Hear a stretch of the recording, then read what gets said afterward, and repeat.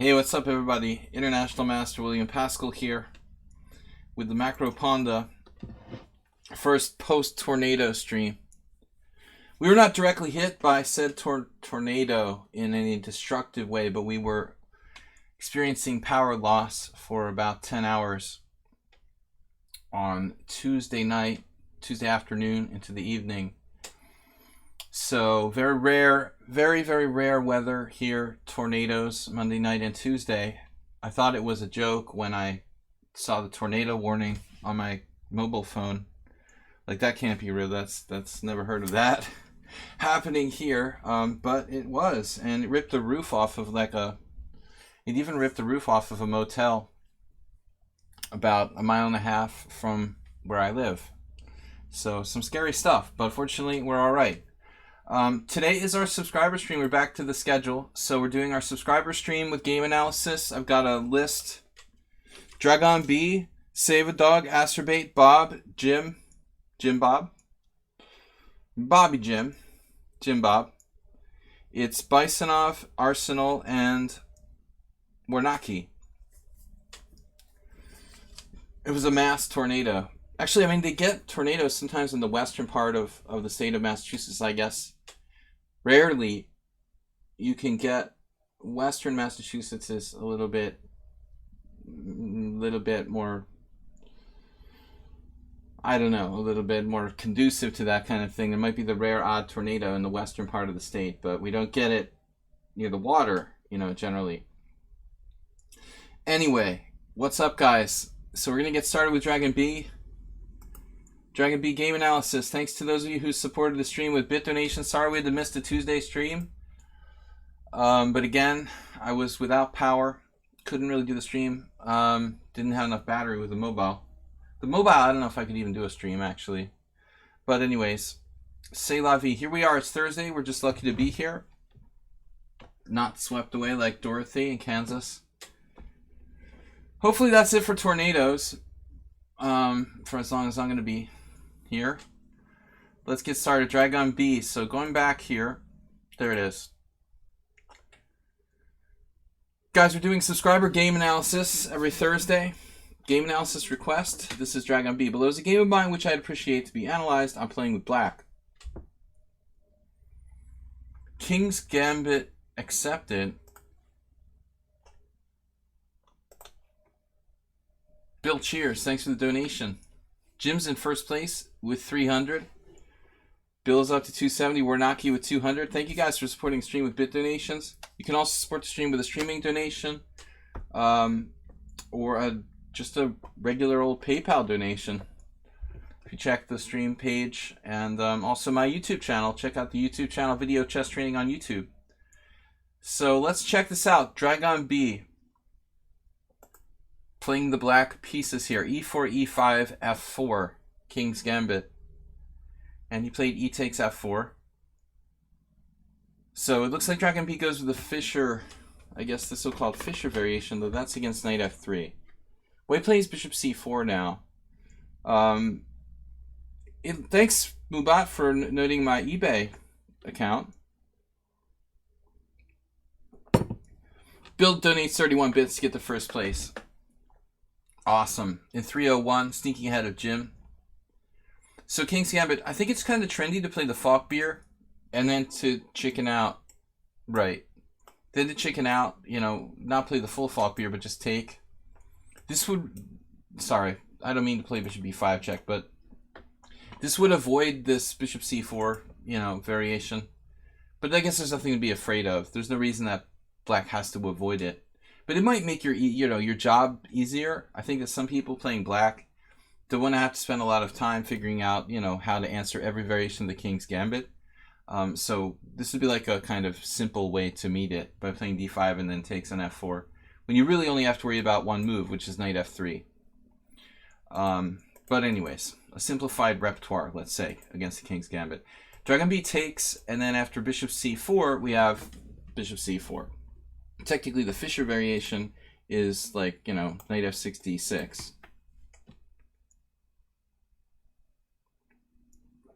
Here. You can't encourage Knight F3 because the knight's already there, Arsenal fan. You can say, hey, knight f3, how you doing? Good job, good job. Encourage him. You're a strong knight. You have a great future ahead of you. We'll encourage the knight on f3. I'm really funny today, I know, guys. Bishop c4, d6. So, well, looking at theory, one thing I don't really like for black is when people play like queen h4 check. I know that this is a variation, but it feels like it kind of plays into white's hands a little bit. The statistics bear out that it's okay, though. King f1. So that's another option. I would say play with caution this variation with queen h4, because many a good player has lost their way. All right. d6, though, I guess this is not so critical. You're supposed to play knight f6 and or d5. d5 is another main line, feeding back the pawn right away. Knight f6, with the idea of d5, presumably. If knight c3, what do we do? Then c6, the idea of d5. Or possibly bishop b4.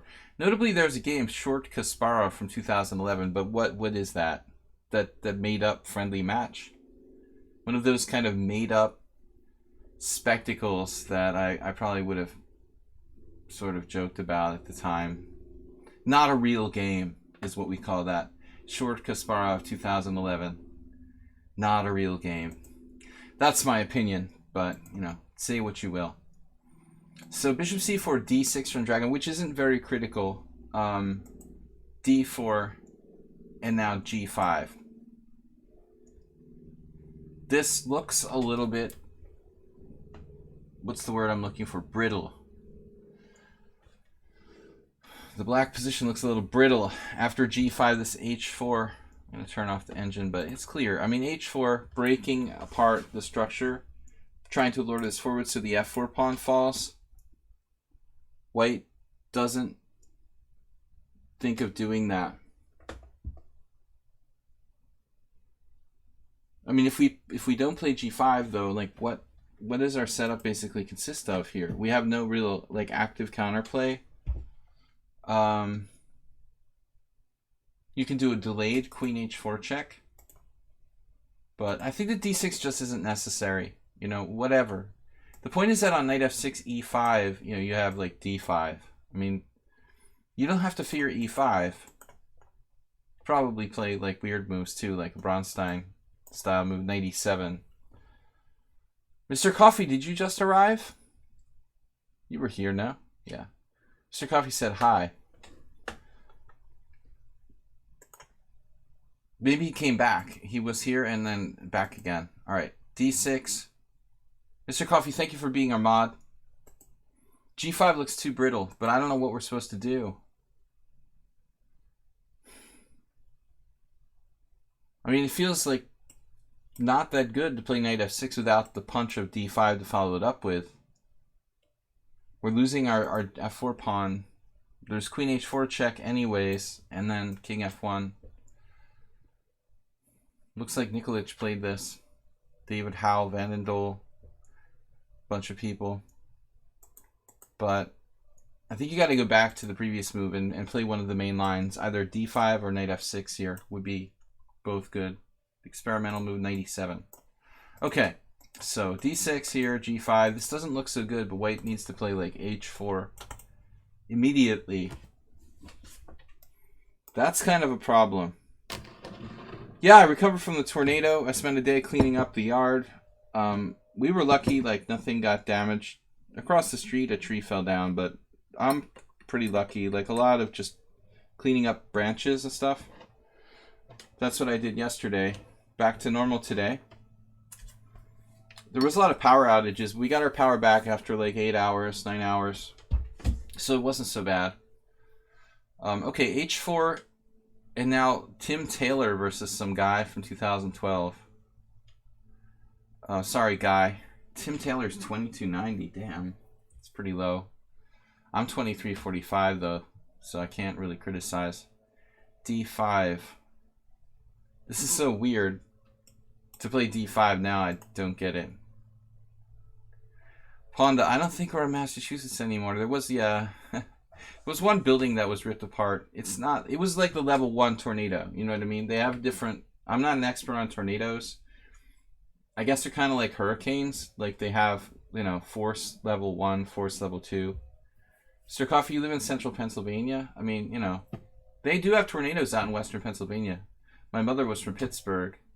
So I guess out there, you guys, the L grades, right? This was L1, you know, so like the lowest. But it's still technically a tornado enough that it ripped the roof off of a building. Yeah. Serious if you get directly in the line of it.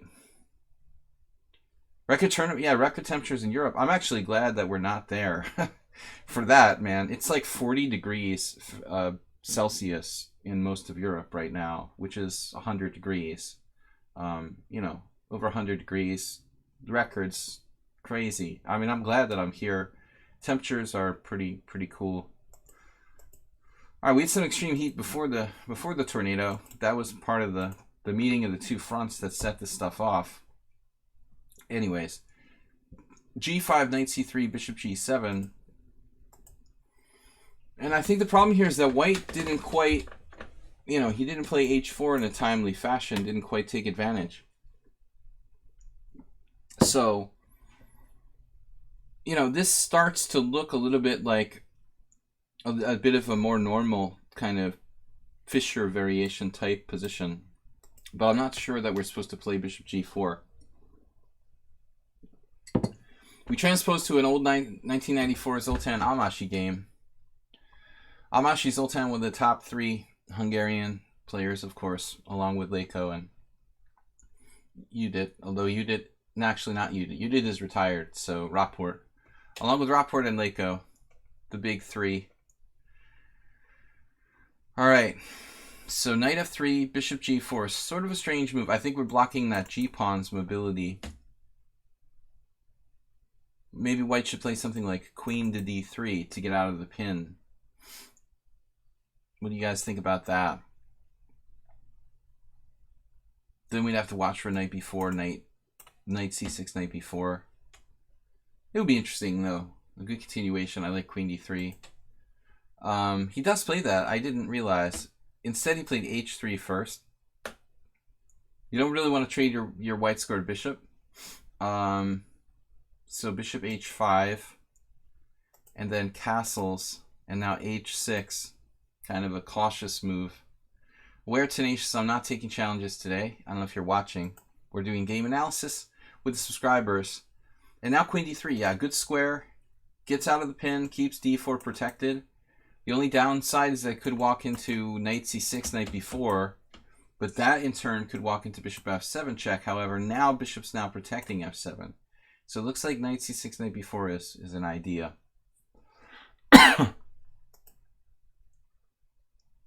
This is strange for me, Knight F6. Because it obstructs the bishop on G7. It looks incorrect. The knight should probably go to E7 so as not to obstruct our bishop on G7 like a hippo. Thursday announcement. Thursday 5+3 casual blitz. Yeah, that's weird. I don't remember the last time I did Thursday casual blitz. That's ancient, or else we just put it in wrong. All right, Mr. Coffee, thanks for your help. Knight F6 is not good. I would think it would allow E5 in a very powerful way, possibly immediately. That does look like a problem. I mean, E5 is probably fairly strong for White here. Pawn takes pawn. That's what happens, and then takes with the knight. And there's a lot of pressure on F7, obviously. Black has time to get away, so interesting. White appears active, but what to do? What to do? Some sort of insane G4? Close, but no cigar. G4 almost working, but we just take it, and then what? There's no like rook F6 sort of sacrifice. I don't see what we got here. Wow, white sacked a piece with bishop takes f4. And Dragon B just believed him, but I don't think you can believe him. I think you have to take that. Wow. All right, really wild move. He just sacks a piece. Arsenal fan likes it. An Arsenal fan is not afraid to sacrifice a piece for 2 pawns, by the way. No good attacking player should be worth his salt if he can't sack a piece for 2 pawns. I am concerned that it's a dark scored bishop. So I don't know. I mean, I have to take this piece. I have to see before I decline this, you know, what's going on. So you're threatening to win a piece back with g4 with this.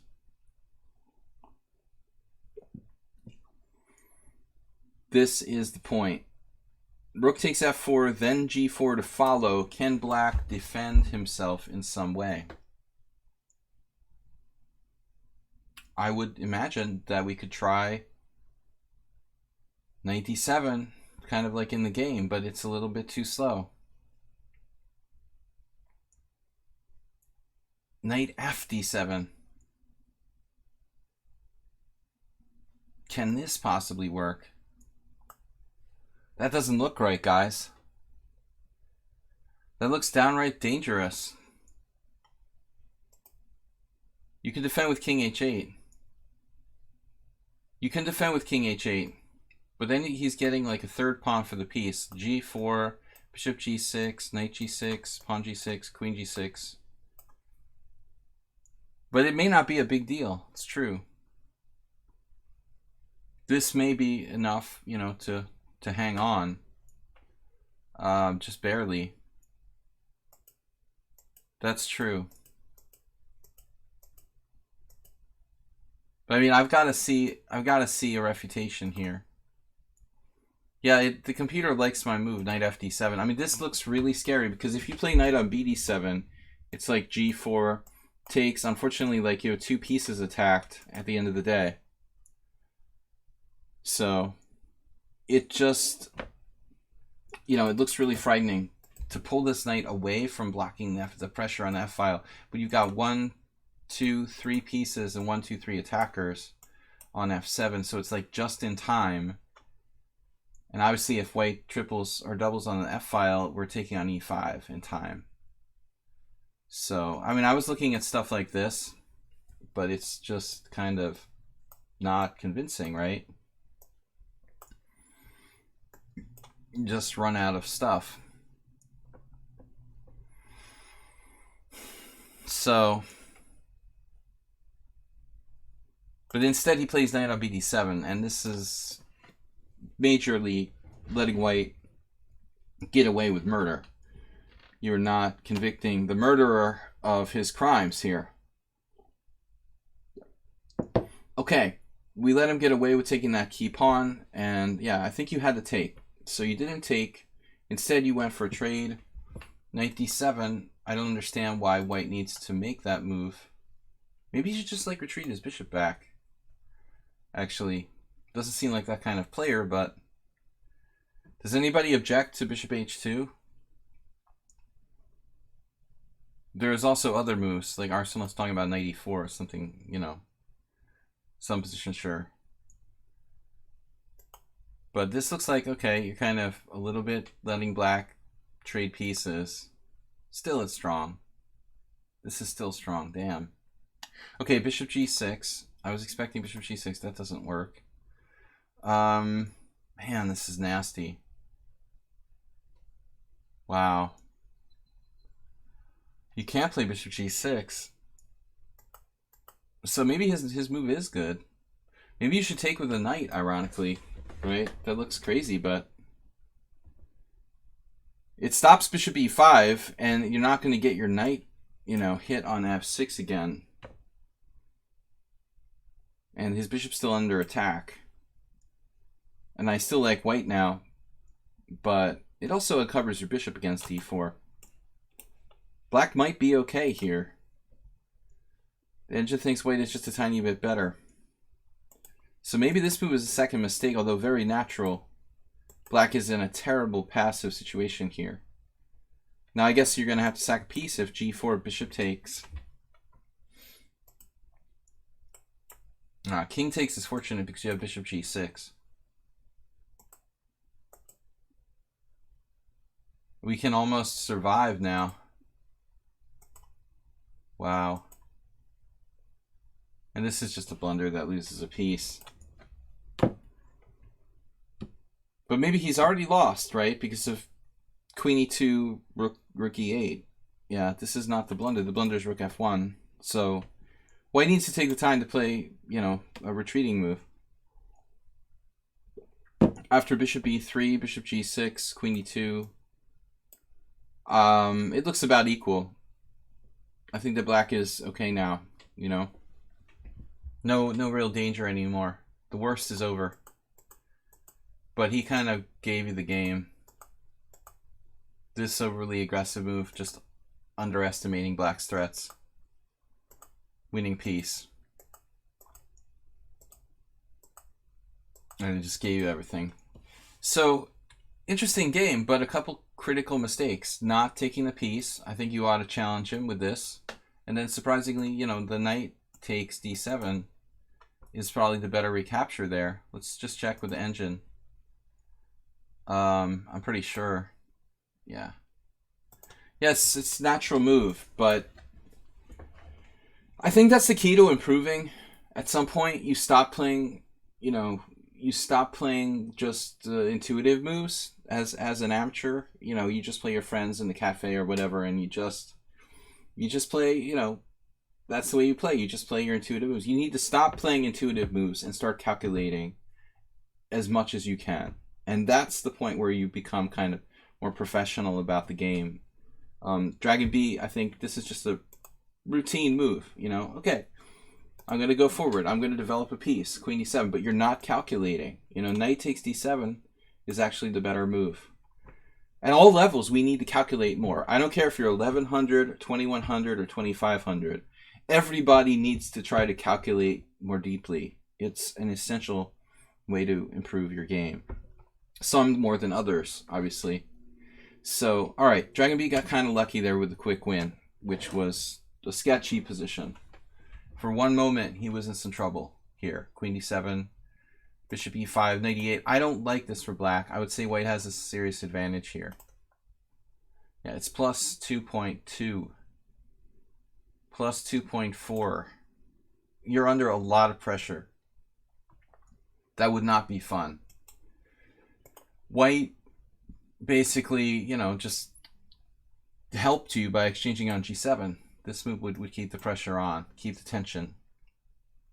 Okay, next game, Save a Dog. These guys both beat Acerbate to the analysis stream. Usually he's the first one. Yeah, allowing the bishop to stay on f4. I mean, he should. We got to accept the sacrifice unless you can. I would say, unless you can demonstrate that white's like winning by force. If you accept the sacrifice on f4, you're obligated to take it, because after bishop takes f4, knight d7. I mean, you have a position where you just like radically weakened your king side and you have no compensation. So I think you're better off taking the piece and trying to defend.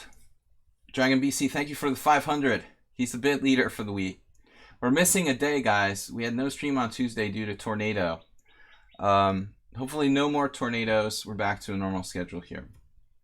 We will be back tomorrow with Blitz, 5:30 tomorrow, and Sunday with a simul at the usual time, 5:30 as well. Okay, Thursday game submission. This is Save a Dog from my over the board game from this Tuesday with white. Let's check it out. The old copy and paste. Analysis board.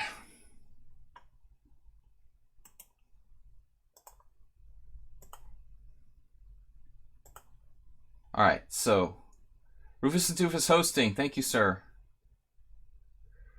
Black 1, let's check another game. What? All right, 01. C4, knight f6, g3. Nothing wrong with g3. You know, I mean, most commonly, white will play knight c3. but g3 is fine.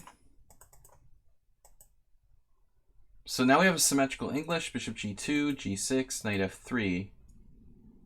I mean, the vast majority of players prefer to play knight c3, and many players prefer, like Sarawan in the 80s, who I really tried to emulate when I played the English a little bit, like to play with formations based on knight on g to e2. Sometimes you can play e4, sometimes you can play e3 and knight on g to e2. But knight f3 is perfectly okay. Bishop g7, knight c3, knight c6.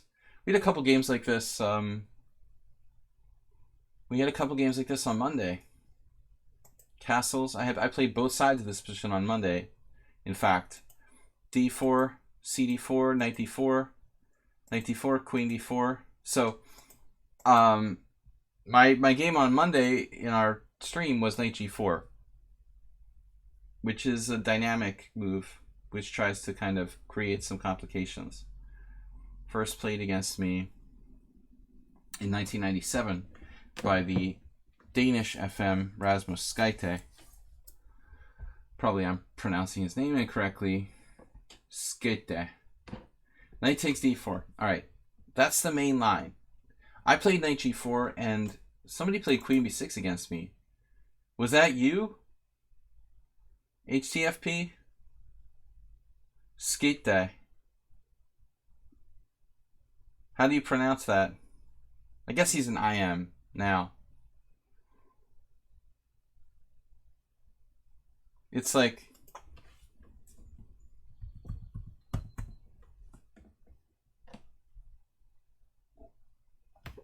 my Danish pronunciations are really bad. So we'll ask Spectacular Camel, but he's playing in the... Spectacular Camel is probably still playing in the Copenhagen... Is that in Copenhagen? No, the Extracon tournament. I don't know where it's held. He's still playing in Extracon, so he's not probably watching the stream. We have Mule Skinner to help us with the Danish names. Knight takes d4, queen takes d4. So, ironically here, yeah, HTFP actually played queen b6 against me. Queen a5 is very common. That's a big move. Knight takes d4, queen d4, d6. This is main line. And now, so like, most of the theory is all pretty much like queen d3. You know, that's like vastly the main line. But I've experimented with queen h4 quite a bit in Blitz. And done alright with that. Though it looks very time consuming. I think objectively black should be alright. HTFP here tries bishop g5, which is another sort of sideline, which I think I tried one time on the stream. And black plays h6 now. No respect, this h6 move. He's like, your move is stupid. h6, bishop takes f6, bishop takes f6, queen d2, gaining a tempo, bishop g7. I mean, you got to respect the bishop pair. Uh-oh, Igor's Rousis. Check him out. He was 24.96. This is funny that Arkle just posted on Facebook that he was talking about how he's been trying to gain rating points, and he hates the way that people Keith hates the way that people act like it's impossible for older, 50-year-old 50+ grandmasters to gain rating points. But he was referencing like the Rousa scandal, how it makes people his age, look like they can never get better. And Keith Arkle is making this concerted effort to gain rating points at a late age. He said today on Facebook, I saw he posted that he's reached his second highest like ECF rating ever, I think, in his life, and he's like 59 or something like that. It's kind of cool. Anyway, so Rousis, not clear if he was using an engine or not at this point in 2011. Though his rating hadn't gone up yet. He was 24.96. Anyway, I think this is pre-computer. Rousis hadn't started busting the engines out yet. 24.96. Rook a c1, rook b8.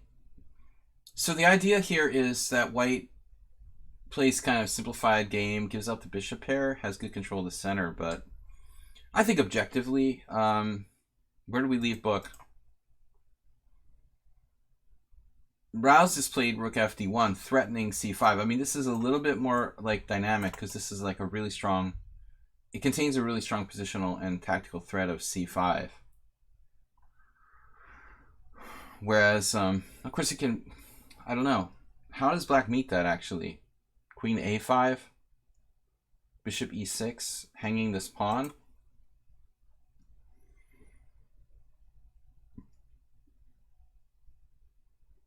I'm kind of down with bishop e6 if I can sack the pawn dynamically.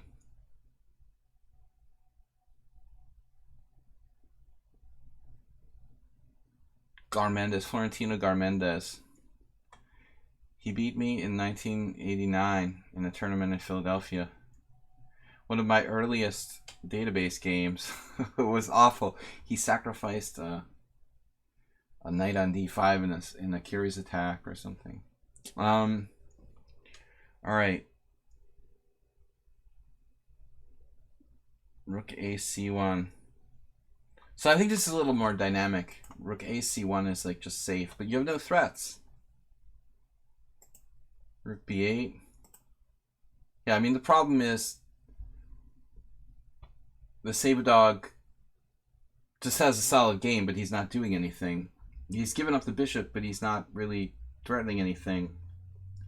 And if white continues to play like that, I mean, if black were to be able to play a6 and b5 here, we could almost make the case that black could be better with the two bishops for nothing and his chicks for free.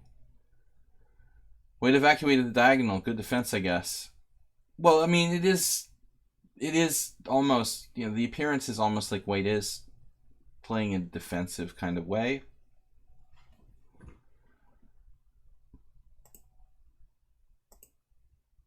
Yeah, queen e3. I would play rook, I guess, rook fd1 with a threat. I like threats. Queen e3 is a threat too, but it doesn't, you know, it doesn't develop a piece.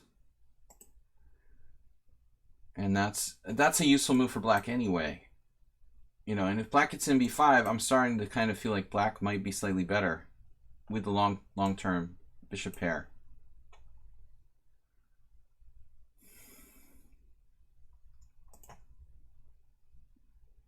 Okay, this poses a bit of a problem though. There's e7 and a kind of blockading move here, knight b6. So it appears that this is an issue. White will have to, I mean, black will have to allow knight b6, which will keep him tied up, and white's still equal. I would think e6 might be okay. I mean, rook e8 is a less weakening move, but do what you want to do. Rook e8, maybe, and try to trade the knight on d5 with the bishop instead is an option. But still, okay, this is interesting. Here, here, here, here, and he trades. It's not obligatory to play bishop to hg2, though.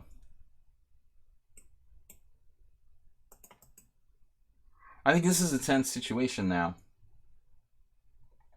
c5, maybe an idea. Right. It is an annoying outpost, and it's tying black up, so now he can't really consider himself better. As long as that knight's on b6, white's kind of boss here. I'm just wondering if black necessarily, you know, needs to trade queens or not. I mean, sorry, needs to trade bishops or not. I guess it's nice though, because after this, I mean, if you were to play queen c7, so this wouldn't really threaten anything, would it? It would just like, just go here. No, just go back, I guess. So in the event of like queen c7, knight d5, queen d8, nothing really happens. I'm gonna guess this is like equal. Let's see what the engine says. b4. And white still has a tiny edge. The knight on b6 is pretty good. Okay, let's see the game. Bishop g2. I have questions as to whether to exchange. It's probably okay to exchange that, actually. Queen c7 here, here. You know, I don't know if you need to check or if that even benefits. Does that even benefit black in some way? Welcome to Uber Driver and Warnaki. So HDFP says rook c2 was a mistake. I mean, it looks like a pretty natural move. I guess black might have had a tactic with d5. Okay.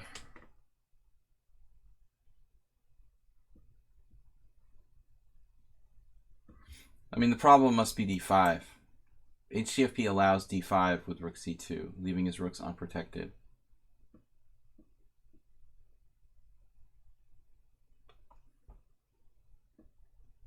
So what do we do? Rook d3? Rook d3, I guess. This is a better way to do it. Yeah, rook d3 with the idea of rook d1. This looks like it would be good. White would still be slightly better. So this allows d5, which is a huge problem. I mean, there's a threat of d4, among other things, like winning a piece or the exchange. And the knight is basically kind of caught off sides. I don't like queen c6 check because that king could be, you know, hit by a check at any moment. You know, I don't really want to force white to put his king on a safer square. I feel like queen c6 check is just like a spite check. You know, what's the point, really? So let's see d5. Okay, white can play c5, and then it's just a very complicated situation.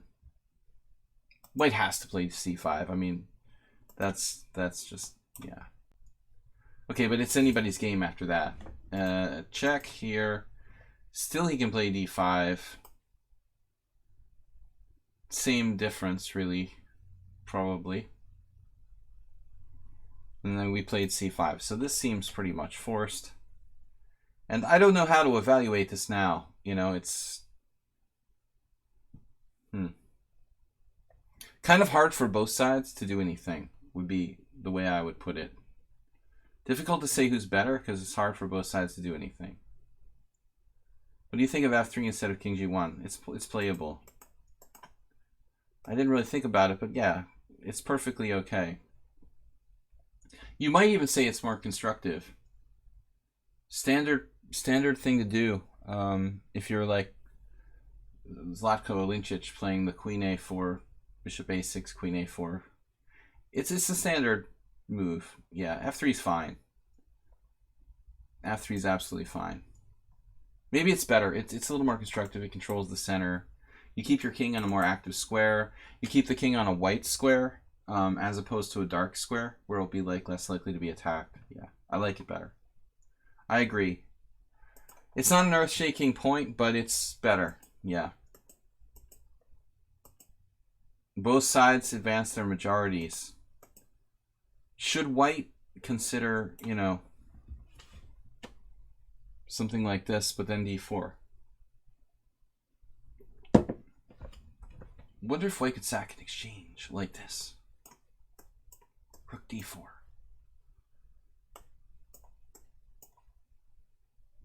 That just loses. No, it doesn't. I mean, that's ridiculous, though. And we only have one pawn for the exchange. Just fancy play syndrome. All right, so here. Now this looks very scary.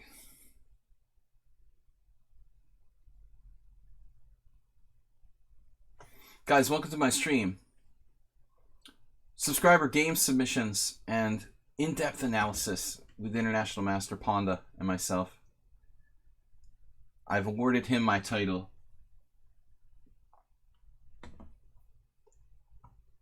Yeah, he found this move.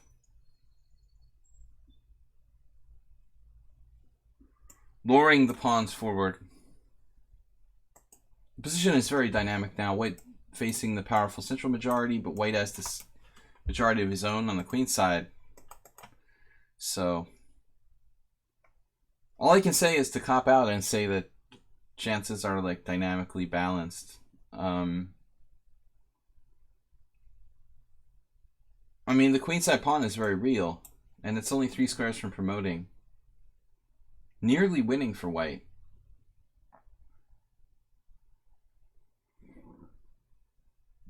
I mean, how is he going to stop this, actually? Queen c7, I guess, and if knight d5, queen d7. He played queen f6. I feel like this is the better place to go, because after queen f6, you can play c6.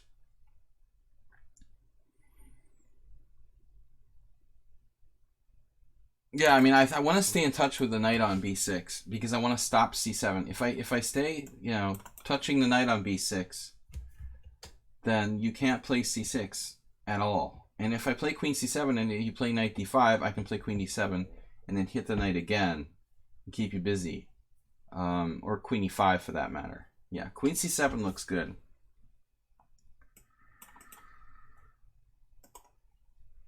The engine agrees with the dude, though. It's kind of on the fence. No, it's not sure. See, it went to our side.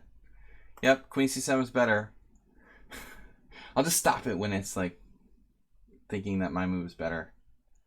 Okay, let's see this queen f6. Why can't white play c6 here?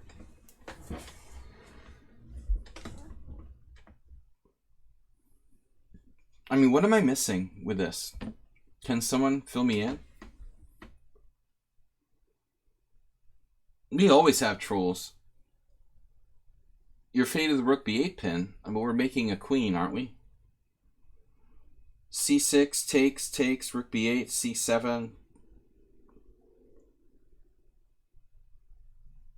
You can just, no, c6 takes, rook b8, rook b1. I think you're good to go. It's a little scary, I admit, but let's take a look. I mean, I think we gotta analyze this. That's the point, right? He was afraid of this. But on e3, we're just taking. You know, I'm just assuming that, by the way, maybe I'm wrong. Okay, maybe e3 is serious. Yeah, shit. No, we can take and play rook f1. This looks fine. When someone mentioned knight d7, but no, there's this. We have to guard against this. But actually takes and this, and now rook d1. Oh no. That doesn't do anything.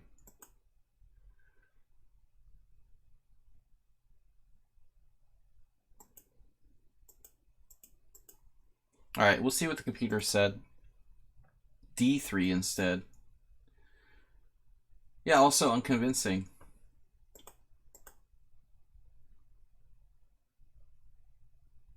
Some c6 looks like a good move.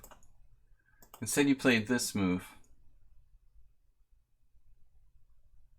Kind of setting up, you know, c6 in a different way.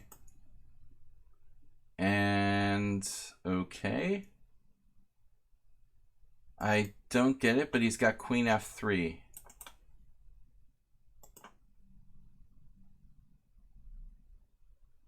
So it's getting kind of messy now. If rook d2, there's all sorts of e3. Right.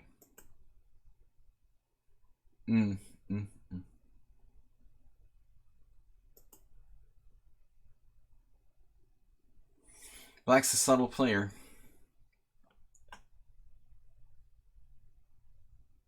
Okay, so the threat is e3. The threat is real. Do we have knight to d5 now? No, he has bishop f2. Oh man, it's even worse.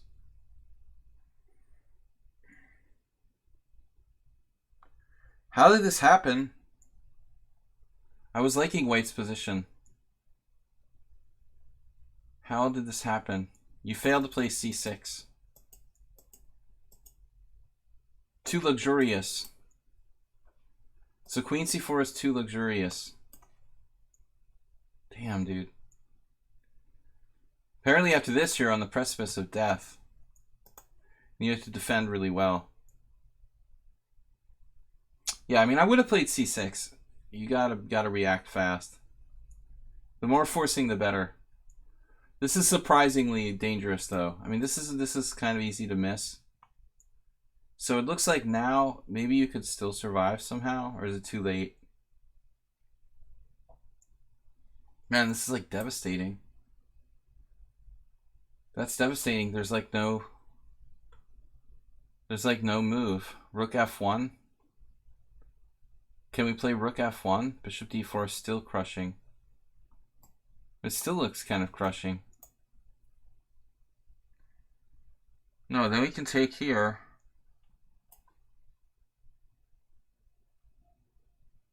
Everything's okay because we got this. Get the lateral defense.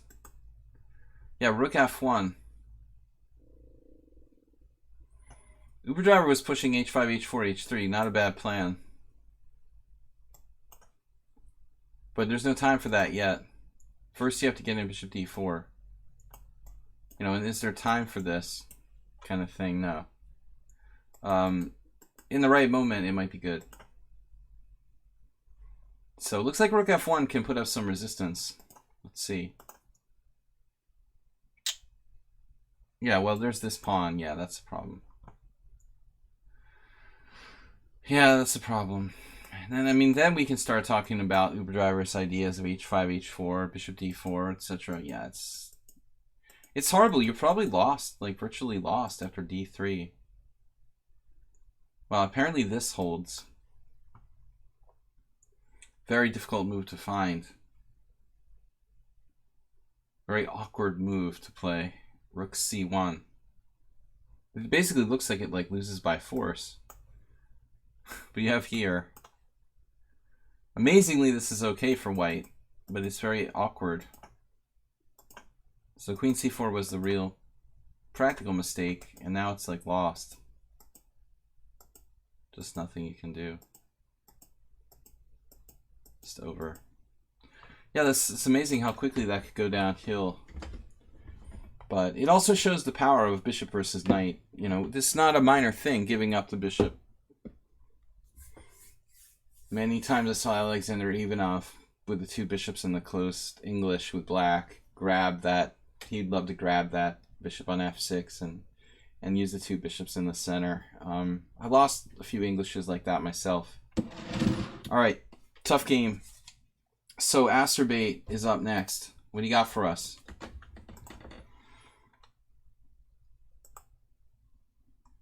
Oh no, it's a quick one. I like the miniatures. Easy to do.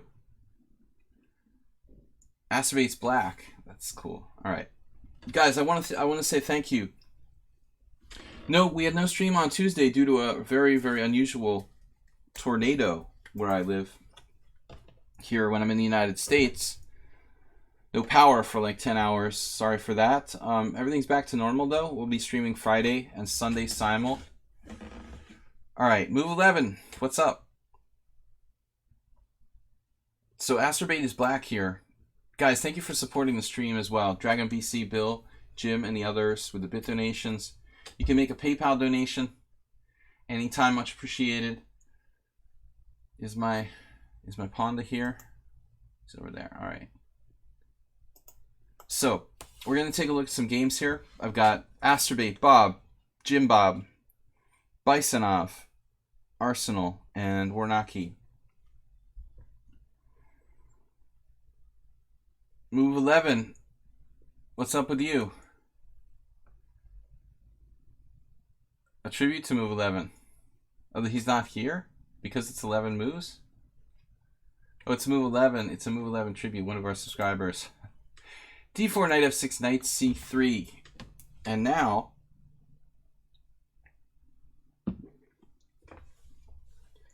when Asterbate plays knight f6 on move 1, he's trying to play like Czech Benoni with knight f6, c5, and e5. But when white plays the Veresov with knight c3, you have to consider this is not a normal queen pawn game. White is playing knight c3.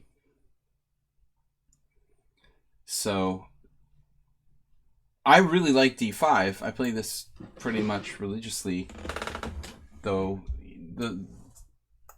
What do you call this? The Veresov with bishop f4, the Yabava attack that several people, especially Merle Dixon, have used against me. That's an annoying, kind of annoying variation. Arsenal c5 still makes sense, but it's not as good. It's not as good. You know, you've got to know that it's not as good. It's playable, it's fine, you know, you can do it, but it's much more dangerous because white's going to have the strong center.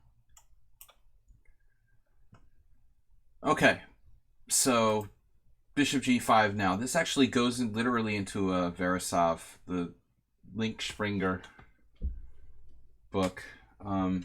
Whatever German guy that wrote the book, the Link Springer, Left Knight, did a lot of analysis in this very comprehensive book on knight c3 about these variations. Yeah, this should allow black to equalize.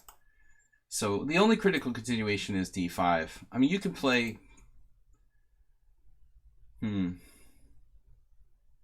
Yeah, I mean, no, really only d5 is good. This is apparently a move. I doubt it's as good as d5, but it's a move. Johnny Hector. Okay. So this allows CD. Good job, Asterbate, playing thematically. I'm sure the Link Springer book goes over primarily queen h4, queen a4, queen d2, queen d3, all these moves, queen d1, probably all 5 moves should be considered. Even queen f4 for that matter. I mean, I don't know. Is queen f4 allowing e5? Probably not a great idea. I'll pass on queen f4. Let's see what the Oracle says. Queen f4. It loves queen f4. Actually, not so bad. It likes e5. Yeah, e5 is the refutation. All right, here, Rockport, of course, has played this. Rockport lost to Adiban. Rockport loves to play knight c3, like Yabava. Oh, Uber versus me was queen h4. I guess this is like the main line, Uber. I don't remember what happened. I probably lost. Maybe it was a draw. It was a different position. Okay. I'm surprised that no one's played queen a4. Honestly, that's probably not so bad. There's these people that recommend queen d8 in the Scandinavian, so obviously queen d8, d1 must be a good move, right? I'm a skeptic of queen d8 Scandinavian. Okay, queen d3. I don't think this is bad. It should be a decent move. I'm surprised that no one's tried that. I mean, if we look in a professional database, you'll find some games with queen d3, I'm sure. I don't really know why anyone would play this as white, aside from avoiding theory. Well, I think you have your reason. You know, you discovered it. Asterbate, that looks offsides. 10-yard penalty.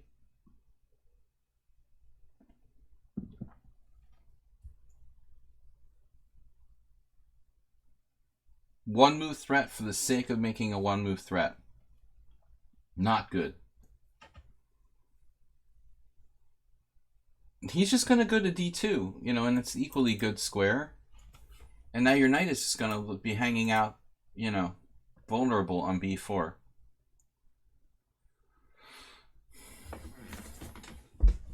It's an insult to the stream.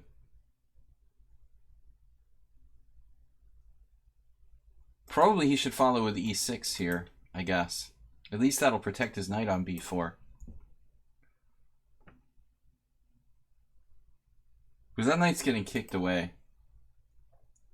An insult to the stream is queen a5. That's my new catchphrase. Queen a5 is always bad.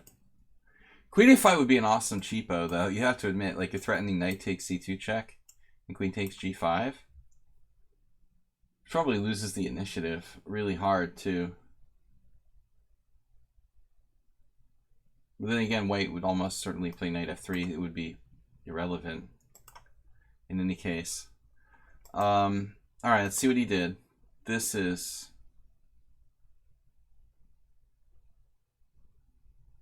undetermined what the idea is behind this. He is attacking points, but it's almost like Acerbate is trying to violate. He's trying to violate principles. Moving the same piece twice, moving the same piece twice again, bringing the queen out early. That's like two major principles we're violating here. And white just castles queenside. I mean, first of all, obviously, you know, that just leaves like f2 unprotected, which certainly doesn't seem like a great idea.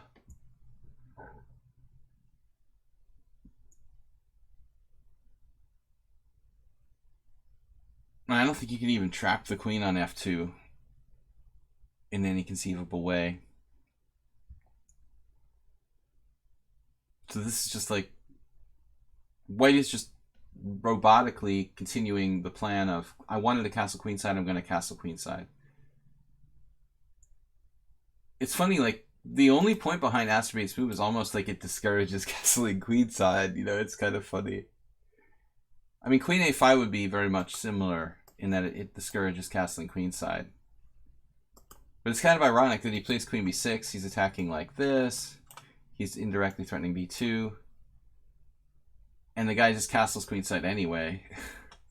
Like, we were trying to discourage you from castling queenside, and he just does it anyway.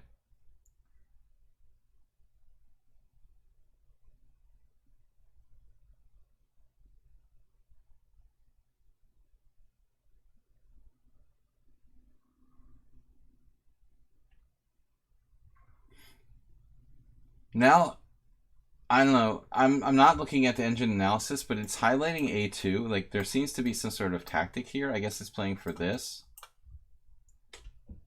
I'm not convinced about how good this is.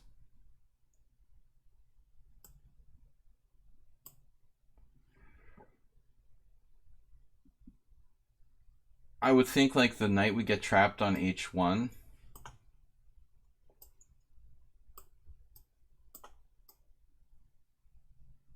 Something to this effect. But actually it's surprisingly difficult to actually trap it, isn't it? Maybe bishop h4 doesn't work. If you take on b6, the knight's hanging. It's funny. But I mean, this seems to violate developmental principles for black. So Acerbate puts another knight. Move the same piece. That's three pieces you know. Two knights you move twice and a queen you developed early. That's not too against principles. Knight h3, passively defending f2. I mean, does white have something here? Just a3, right? a3 and then just knight d5, I guess. So presumably black might have to play something awful like knight a6. Just to guard c7. Let's say overprotect c7. What are we going to do on a3? You're going to take on f2, give up this guy, and then there's going to be knight d5 to deal with. It'll be hell to pay when this happens.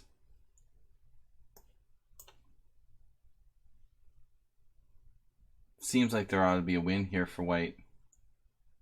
Well, I mean, you could take that. It's a little complicated. Acerbate, man. Not developing your pieces.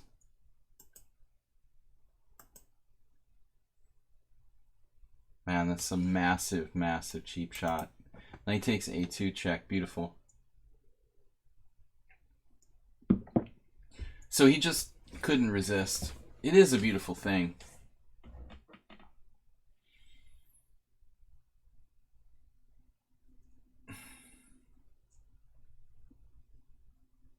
It's like white literally has to play king d1. Amazing. There is no other move I can think of. Knight a4.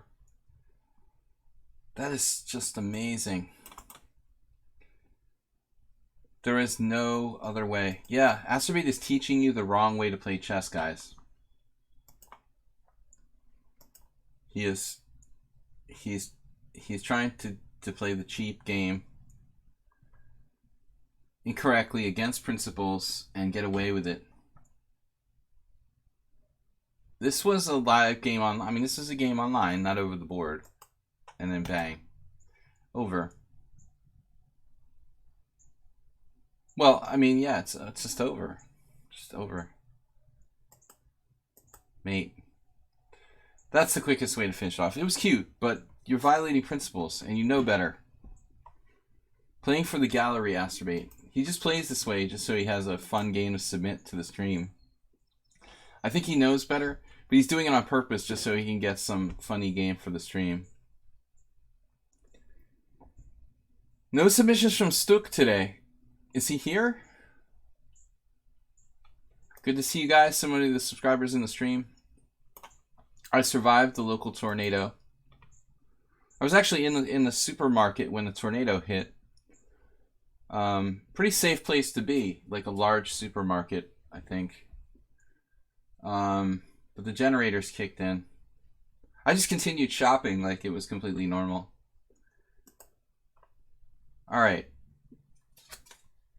There's very little warning that we had a tornado coming. Queen takes b2 mate. Good job. Bob is up next. Bob, Mr. Bob. All right.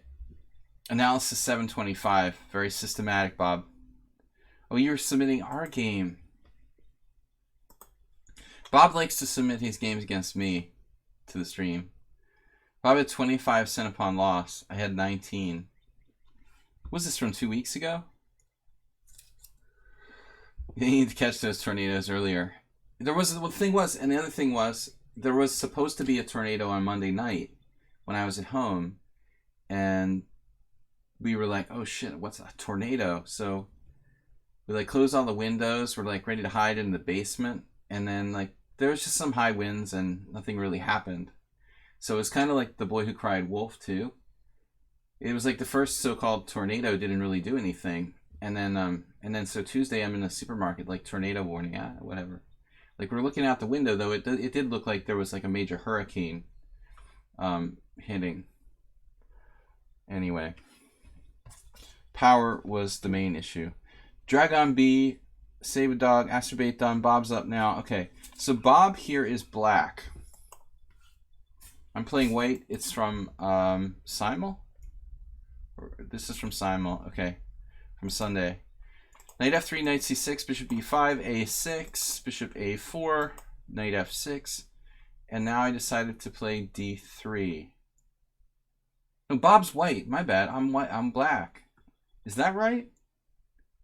When was this from, Bob? It was from 4 days ago. I totally forgot. Wow.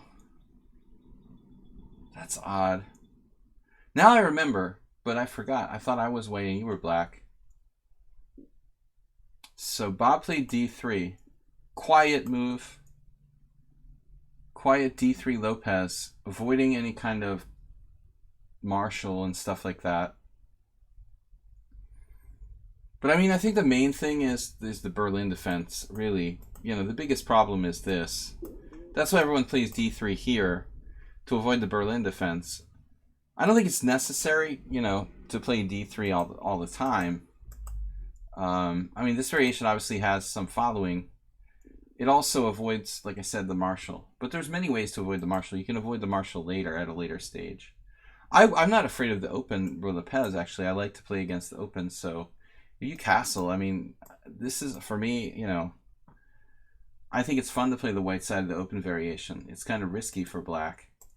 So I'm not into d3 so much. Maybe later. Here I decided to play d6. Because of d3, I can play d6. And then you play bishop g5, which is like weird move. Obviously, like, you could exchange on c6. I'm surprised, you know, people don't do that. It's not a big deal, though. So c3 is the normal approach, or castles. Why is it weird? Because it's easily met by bishop e7.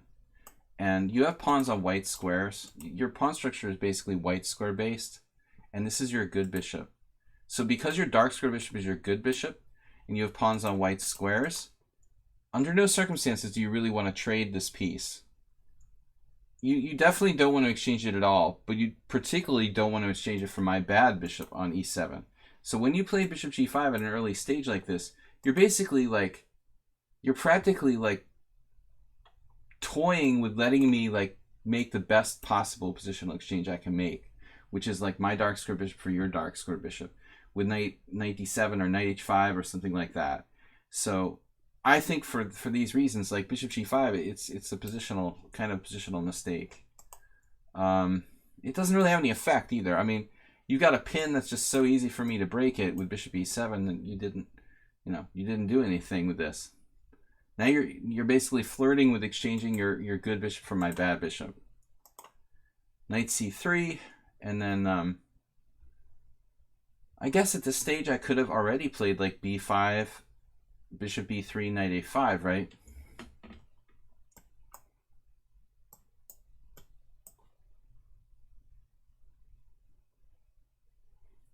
There's a guy 2200 who drew Vlastimil Hort with knight to d5. This is not all that different. Well, it's a little different from my game with Bob.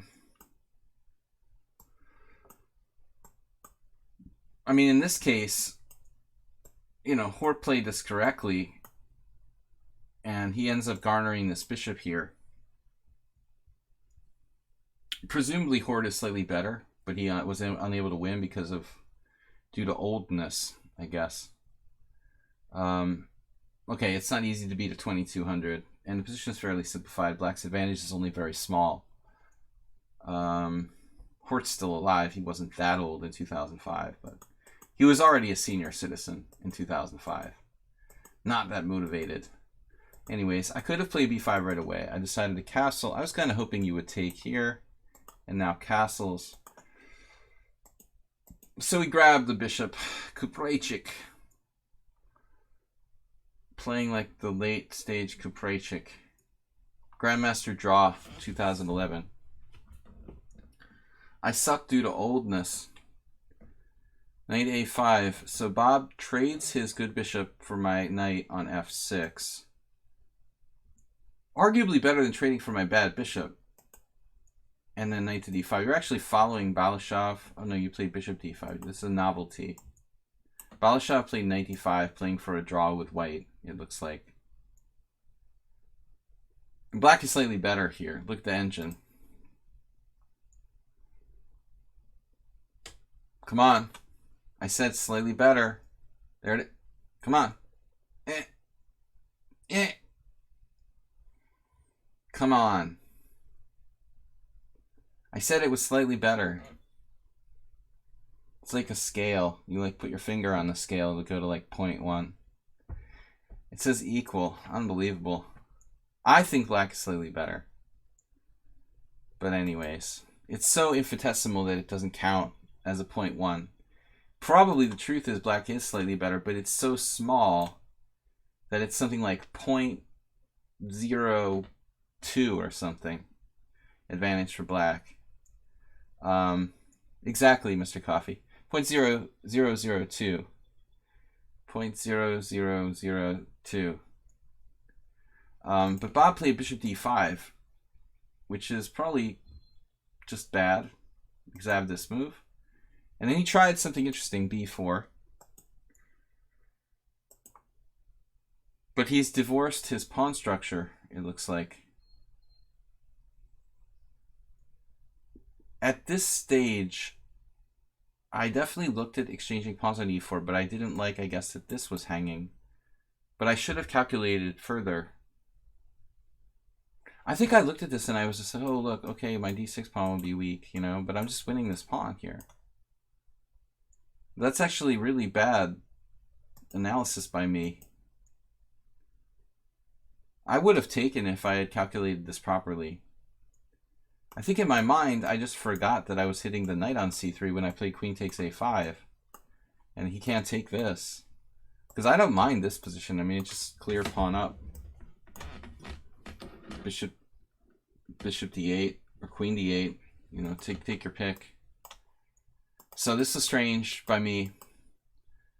Strange decision by me to play bishop e7. It's like the second best move, but not really necessary. Take, and now e4 I totally missed. Totally. I mean, I'm playing 25 players at the same time, but that's pretty bad. I'm just not looking for tactics in such a sort of quiet position. Calculon. Today's stream brought to you by Calculon. I basically wanted to take it easy on Bob, so I didn't want to just straight up win an exchange. I wanted to torture him a little bit, kind of enjoy and savor the victory. So I decided to just simply take a pawn. Obviously, I saw e4, but I thought it would be more satisfying to beat him this way. He's got the bad pawn structure. This pawn here, I mean, the pawns are weak. You can see the base of my pawns much harder to attack. He can get a knight to e4 maybe, you know. This idea was not on my radar at all. I had completely overlooked e4. So I just made like kind of general moves. And then I was joking that I was toying with him here. I repeated moves for a moment and then changed my move here.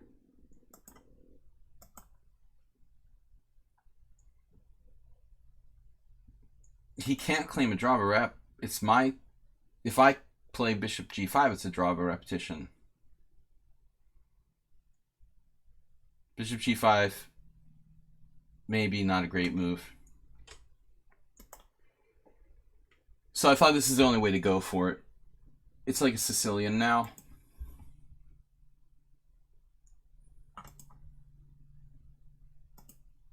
Good blockade on the queen side.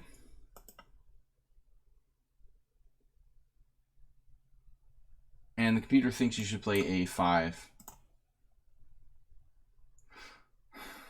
Artificially isolating my pawns. If you play a5, I guess you leave me kind of liabilities. Notice I was quick to play a5. So we're not... I get an exclamation for this. Now I have no liability there. You know, I don't have to babysit those pawns. I mean, a little bit with the queen now, but still, it's better that they protect each other. I only have to protect one pawn, not two. And then here, he's trying for c4, c5, which is logical. Bishop d8. I really wanted to get my bishop to d8, b6, but I also, because this is a common Najdorf maneuver, queen f7, bishop d6. It became a Sicilian, ironically. And then he breaks, but this pawn is weak. Apparently, he's still okay. This reminded me, and it's ridiculous, of course, because Bob is an amateur and I'm just like, you know, the 3,000th best player in the world or something. But it reminded me a little bit of Carlsen versus Caruana, because the structure, you know, from the Sveshnikovs they played. And there was that one game where Caruana lost. I don't know if you guys remember the World Championship match. But there was that one game in that variation where, like, Carlsen was, like, risky, playing kind of risky style, and he was allowing Caruana actually, like, c5, c6. I call this, like, the trash compactor. Here, I assumed I'm, like, clearly better now. The engine says it's just half a pawn. I thought my advantage was much bigger. And, I'm still surprised. I haven't looked at this game. You know, I thought I was just clearly better. Bishop b6, a nice move that I didn't have the subtlety to find. So rook c1, rook c1. Yeah, this is counterintuitive. So apparently Bob has queen takes c1, and then if queen takes d5, some sort of move here, queen c4, going into an endgame.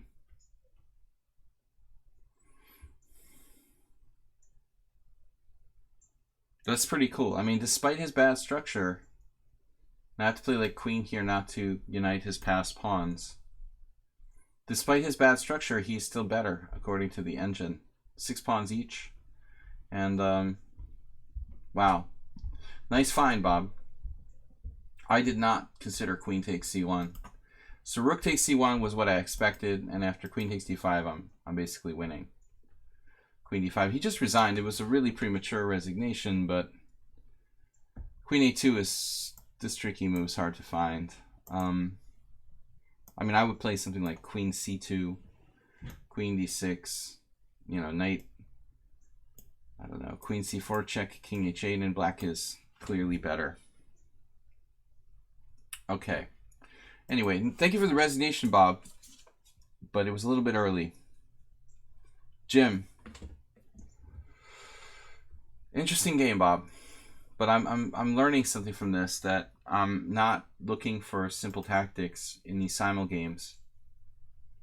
I have no doubt that I would have seen e4, you know, in a one-on-one game, but I'm focusing on moving a little bit too fast, and I'm not calculating enough.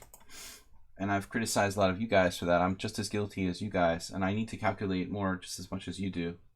It wasn't like -4. I mean, I guess here, after rook takes c1, queen d5, this was where you resigned. If you play the human move, queen c2, I would have probably taken the pawn on d6 because I didn't have much time, and I'm obviously concerned about that pawn. It's actually, I'm supposed to play rook here and win the pawn in a much more efficient way. I would not have found that in time pressure in a simul game. You know, in an over-the-board game, sure, maybe, but not here.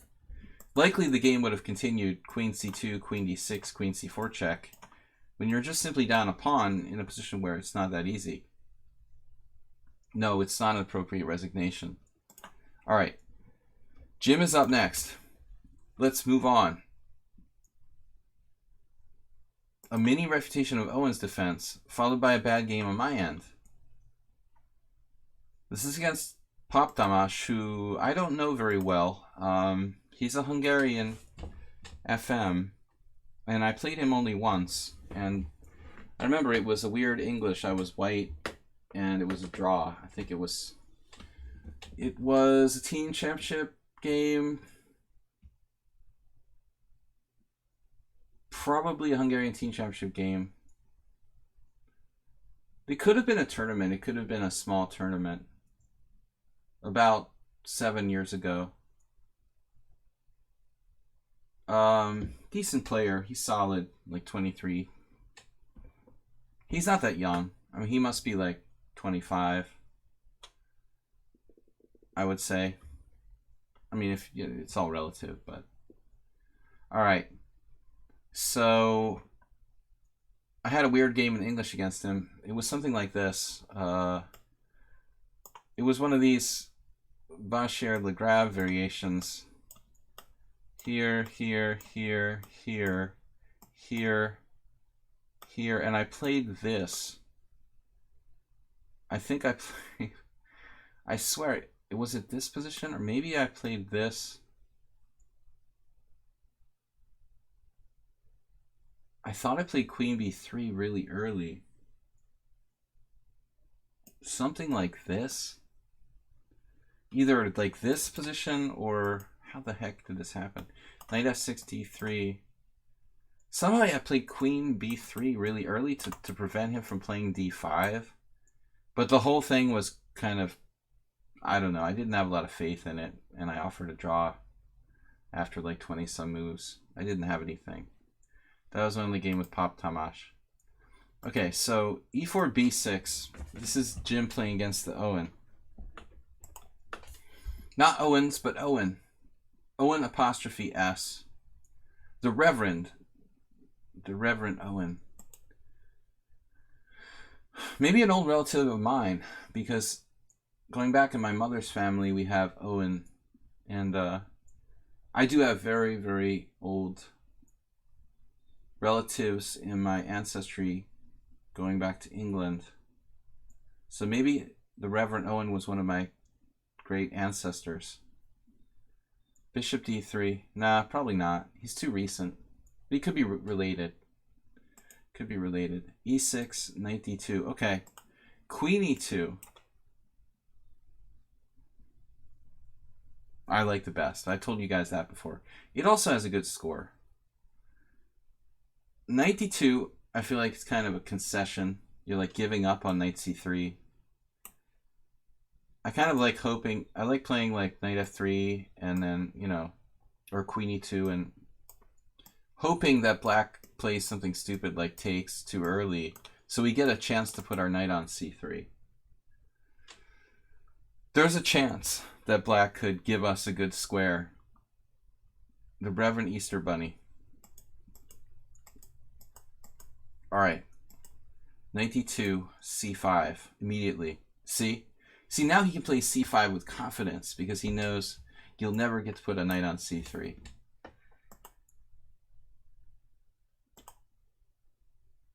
I mean, I don't mind what you did here. And I recently had a game with somebody on the stream. Don't remember who it was. I played the Owen against someone who let me... Was it Zen Chess?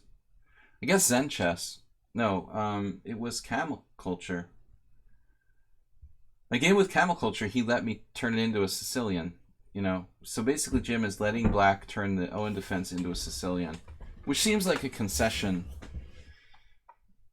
Actually, Jim, you're a player who plays b3 all the time. You have to respect this stuff and also kind of understand it, you know, having played a lot of b6 and b3 yourself.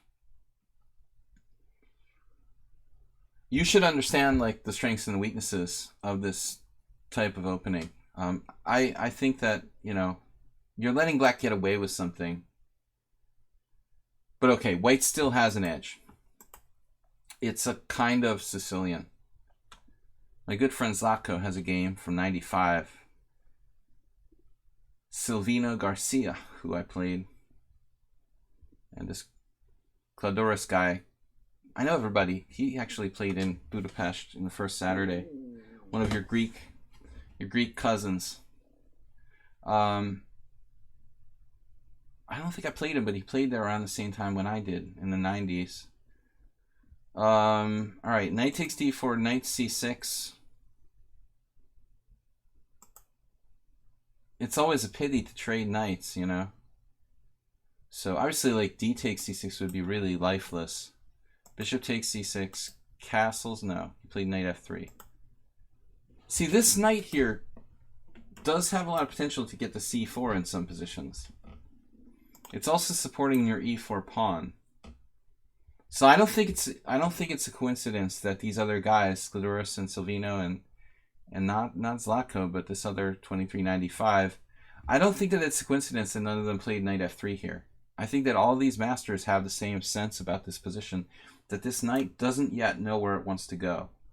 It might be able to go to c4 in a good moment. You know, it might go to e4 if there's some sort of action there. So they all castled, but instead Jim played knight f3. I could see waiting with something like queen e2, you know? But I honestly, castling queenside in the Khan Sicilian type positions like this, it just doesn't really happen. You know, I mean, that's why castles is played by all three of these guys. You just don't castle on the queenside in a Khan Sicilian with a half-open c-file. I agree with Arsenal. Okay, knight f3 is not a bad move, really. It obstructs your queen a little bit. Okay, d6, castles, should be b7, and then e5. This is an Asterbate style move. He likes to play e5 in non-developmental situations. But I think that I'm maybe being judgmental on a kind of... I'm being judgmental in a very stereotyped way here. It's weird the way that Pop Tamash played bishop e7. I mean, why would you choose to play bishop e7? Just answer a question. Why would you choose to play bishop e7 instead of knight f6? Because he's afraid of e5. Knight takes e5, and then your bishop is screwed. So basically, Pop Tamash is afraid of this, this, and this. And then you're hitting this, and you have like stuff like bishop e5 coming. The whole thing just falls apart, right? So I'm sort of insulting Acerbate here, because he does play e5 oftentimes in the wrong sort of situations, and it's oftentimes not a good move. It's your strong center. You don't want to trade it off. From the pawn structure perspective, e5 is a mistake. But in this particular instance, after bishop e7, the computer said he should have played e5. See, that's using your noggin, you know. It's ugly, though, and a lot of players, including myself, don't like to play with that structure. But after this is a good move by Jim. It's outside the box. He takes away knight f6. He doesn't have knight h6. And if you take, you have knight e5, and you're on the bishop on c6. Black has a problem here, a serious problem here. So he doesn't know what to do. He basically makes a useful waiting move, rook c8. Rook e1. You know, black could take the knight. This is not that ridiculous. Bishop f3, queen f3, and if there's a check, you hide your king on f8. You know, take.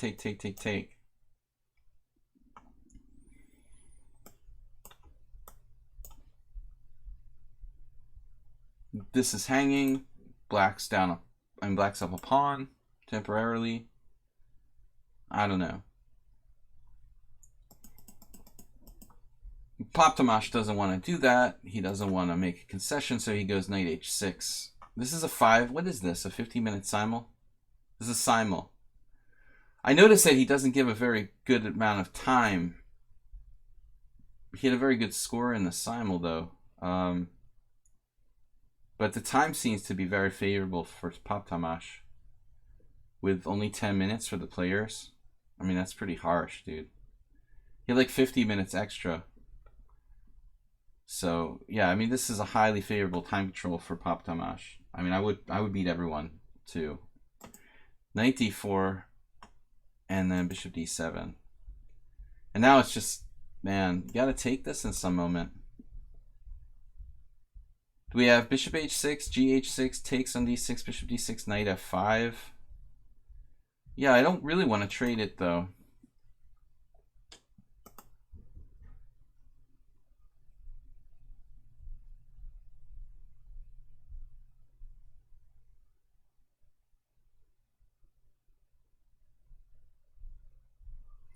Yeah, I mean, that's not quite enough time for the players. I'm much more generous.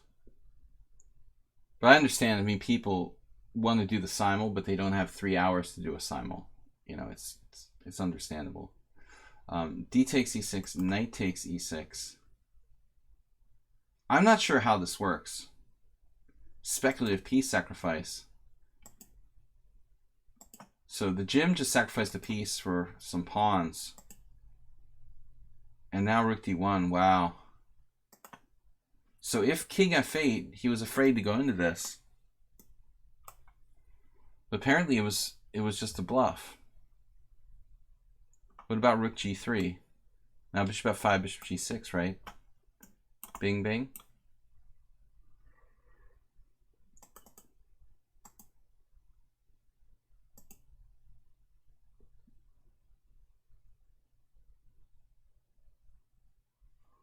So if check, king f8, queen h6 check, king g8, and it looks scary, dude. I mean, he was terrified of probably rook e3. But actually, there's two defenses there. No, wait, this would work, right? Bishop g5 here and h4. So he only has one defense. Rook e3, bishop f5. I mean, that's easy to miss, though.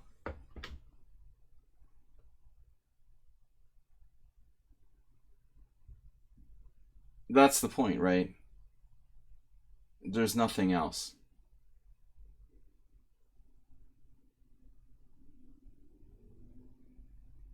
End of the line.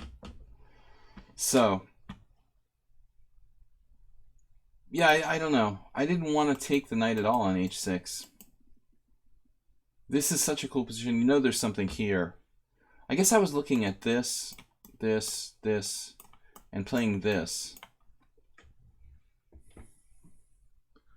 But there's nothing clear here too. You know, what are you going to do?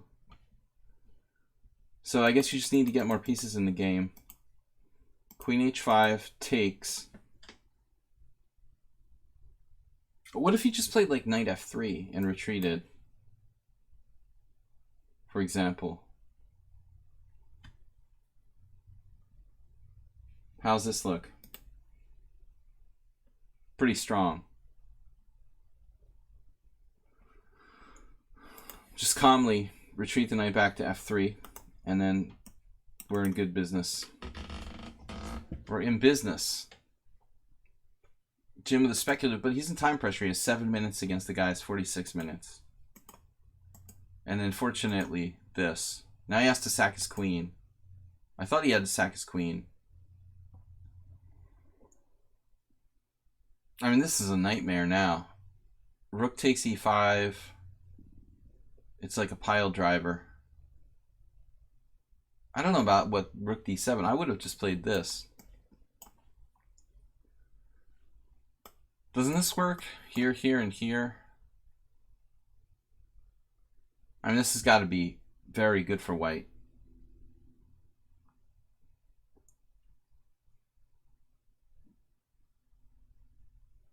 You're in the lawn care business? I hate you.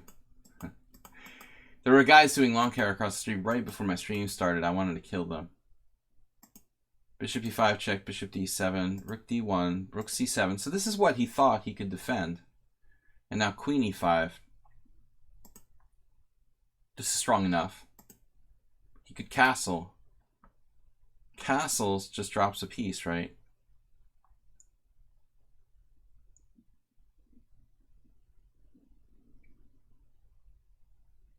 Yeah, this is good enough. Why does it give you a question mark for queen e5? I mean, shouldn't this be good enough?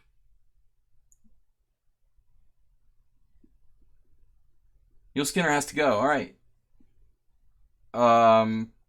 Take care, my friend. Sorry you didn't submit a game for this stream. This looks good enough. Rook g8, g3. He's threatening nothing. He's just defending his rook, right? So where's the win?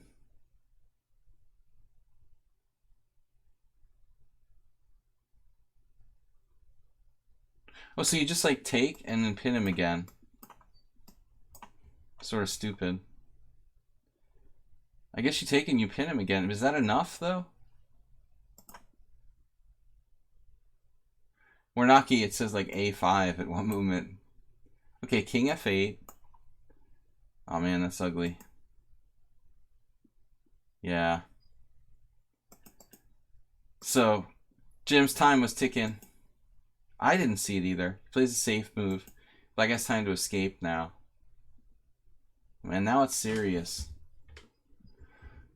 Now we have a piece down for one pawn. It's kind of like my last game with Jim. You're playing like me. You were inspired by my play in my last game against you. Just randomly sacrificing pieces. Actually, that was funny, by the way, Jim, our last simul game on Sunday, where it's so strange that that variation, for some reason, I completely confused with something else, almost identical. I think it had to be.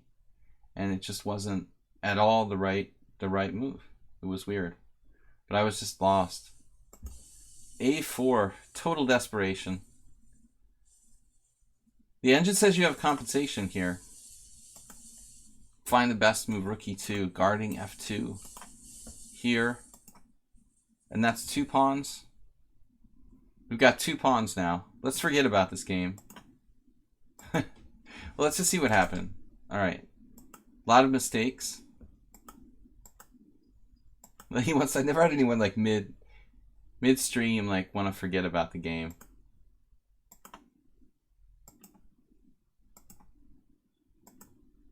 You got a clear plan now. I mean, you're staying coordinated. You have 2 pawns for the piece.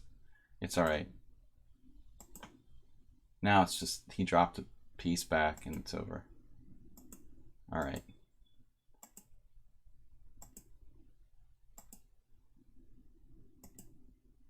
There you had a really strong move, bishop c4. Triple attacking f7. He could still defend, though, with queen g6. And then the question is the outside pawn.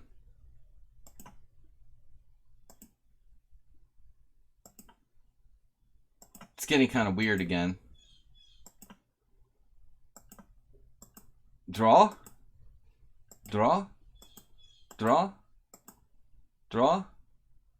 Draw. Draw? Very generous, sir. 4 minutes to 34. So what's the winning method here?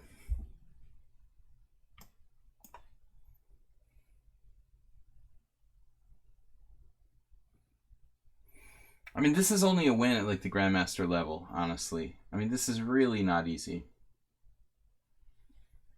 You have a small advantage. The computer kind of exaggerates 2.3, cut it in half, and you have the reality of stockfish evaluations.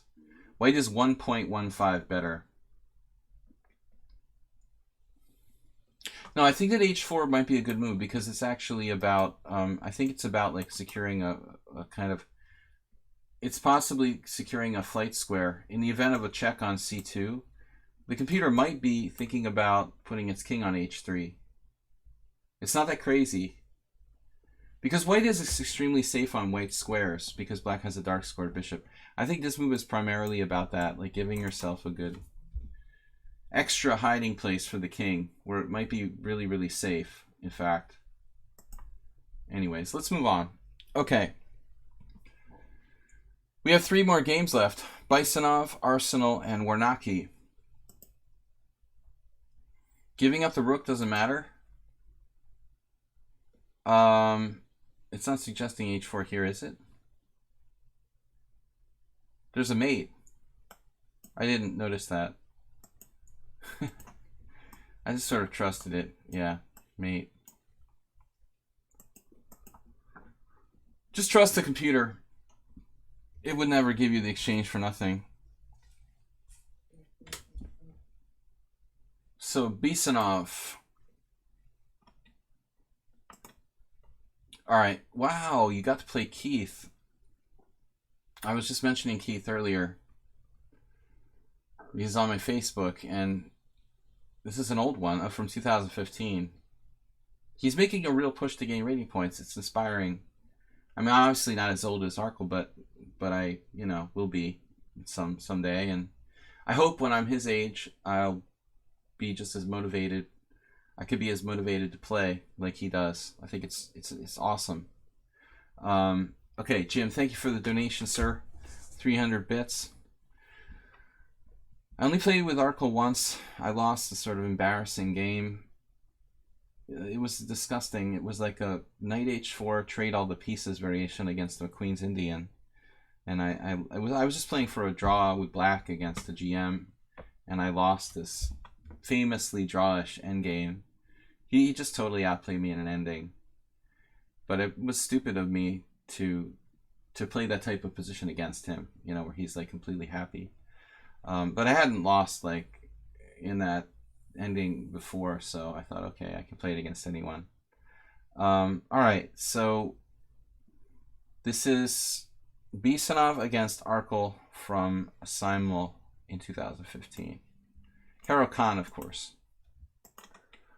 Okay.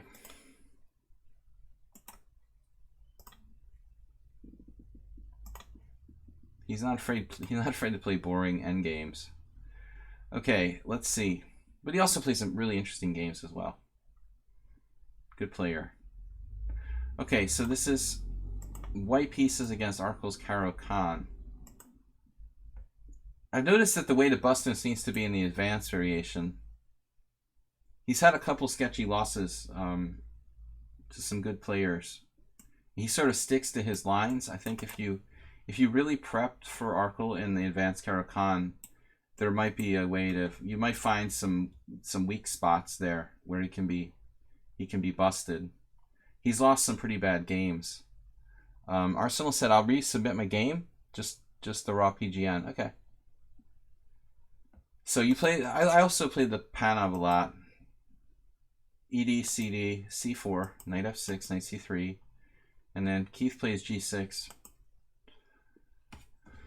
So I've played the Panov with white. I haven't had to face this line as much. It is a pretty good variation for black, though, and you know, I'm not sure how to tackle it. Queen B3 is theory. I had a game against somebody here on the stream in a Queen B3. I think it was... Who's a regular Caro-Kann player among our viewers? Anybody want to own up to the game that I played Queen B3? Fuchsia, I guess it was against Fuchsia. It had to be against her. Or I played Queen B3 and she wasn't sure it was like theory or something. It's like main line. Okay. Bishop F4 is not a move. This is very strange. Oihazi Mihai. Who is Oihazi Mihai? Okay, this is just a rating mistake. Somebody who entered this game, like, they entered Kalai's rating twice, because Kalai Gabor is a known Hungarian GM trainer. He's 2460, but his opponent is not. This was just a mistake. Anyways, Bishop F4 is not commonly played. It's okay, but it's not really that effective here. Yeah, it's the same as a Bishop F4 Grunfeld. But I think because of that, because of the fact that the extra pawns are off the board, the E2, you know, and C7, the position is more open, and white has more of an incentive to get the king side mobilized more quickly. So that's probably one of the reasons why Bishop F4 is not a great move. Like, we don't have a lot of time. I mean, our king is in the center. It's an open center, about to open up more. So, I mean, this move is an old move that goes back in chess history. That's like a Russian variation, also similar to the Grunfeld, obviously. Play here very similar to Grunfeld in all variations. I mean, obviously you can't go wrong with knight F3. That's like a very safe, solid move. But like CD and Queen B3 are considered the main lines. Okay, so Bishop F4, Bishop G7. This is just like some guy. I don't know. I lived most of the year in Hungary, and I've never heard of Mihai Oihazi. He's probably like a 2000 player, I'm going to guess. You know, if he's strong enough to have faced Kalai in a tournament game, but I've never heard of him, puts him at around 2050 or something like 2100 maybe. Bishop G7, Queen D2. It's like, you're not going to castle queenside here. And I think you're neglecting your kingside development a little bit too much. Yeah, old school Uber driver points out. I did that. I told you guys I did that when I was a beginner on the black side of a Caro-Kann. Trying to win the pawn with like Queen A4 check, Bishop D7, Queen A7. This is an extremely dangerous way to play chess. And I don't think I'd want to recommend that to anyone. Trying to like grab pawns and lose the initiative. You like Queen D2, but we have a limited amount of time. It might be okay. We need to get our pieces out quickly here. Knight C6 and now C5 locks the center. It looks like we have a problem because of knight F3, knight E4. That's coming down on Queen D2. Like, we don't have time.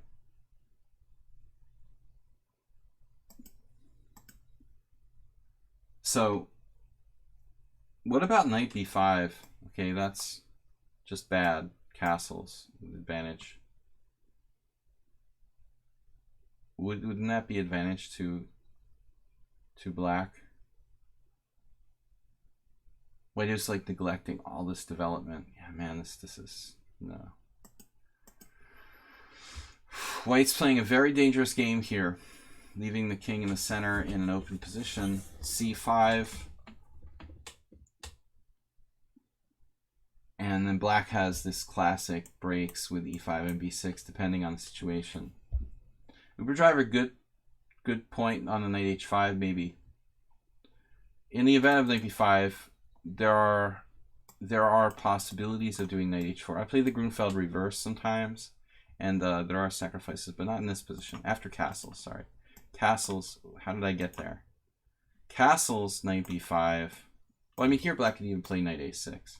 I'm not sure which position I was talking about. White is playing too slow in the center. You know, okay, c5. I mean, c5 is a plan. It's a Tarrasch plan, you know, where you play c4 like a Swedish variation of the Tarrasch. I'm not sure, though, if it fits with queen d2. Another question. If you want to play c5 and do this lockdown, I mean, I don't know. We want to play c5, we want to play like bishop b5 probably, and then like knight f3 and try to clamp down on the e5 square. I'm concerned that knight e4 is going to land at one point. It looks too slow for white. Let's see what happens. So bishop e5 is a good idea, I think. You might want to fight for that knight and stop him from playing e5 if you can. Knight e4 does happen. Here you don't have to take, but you have to take. Yeah, you have to take. Now there's massive pressure on d4. So d5 is an option. Taking on c6 is an undesirable option. Yeah, it looks like you had to do d5. Keith comes in there. You're hitting the bishop. What's black's next move, though? Taking this. So bishop c4, then b5, bang, tempo. If bishop b3, I guess a5. But he doesn't do that. Wow, he played... I'm expecting a5. He must have calculated something.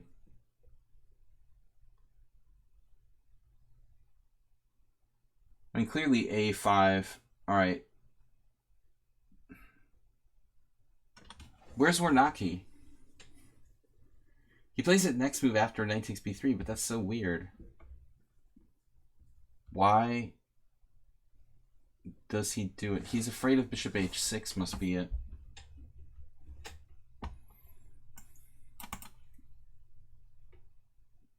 I mean, even in that variation, black could take on h6. All right, let's see what the engine says, because I'm thinking a5 here. Yeah.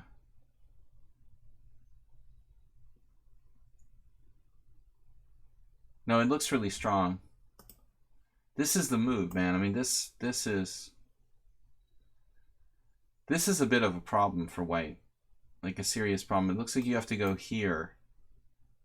And he could consider e5 or knight f5. Knight f5 was the engine move. But black has some serious dynamic threats now. With like a4, a3, bang. Yeah, a5 is good. So Keith misses it. He plays this. This is, you know, it's okay, but it's kind of lame. That seems like it helps white. And then a5, but big deal. a5 doesn't bother me that much now. White's position is kind of okay at this point. Knight e2, b4. I mean, for me, like, okay, he's clearly steering for like bishop a6.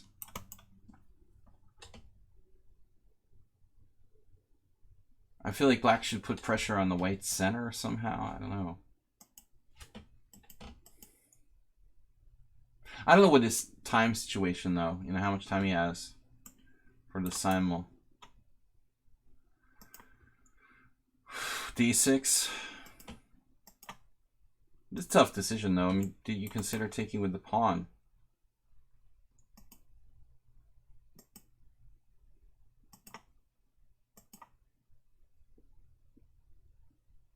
I mean, white, I think, is still fighting for a draw here.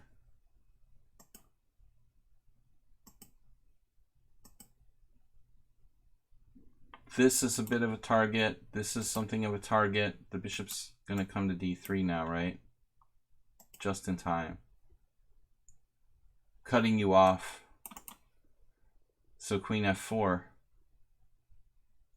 I would assume queen f4. Protects d6 and triple attacks e4. Man, don't you have this? The heck is he going to do? g5?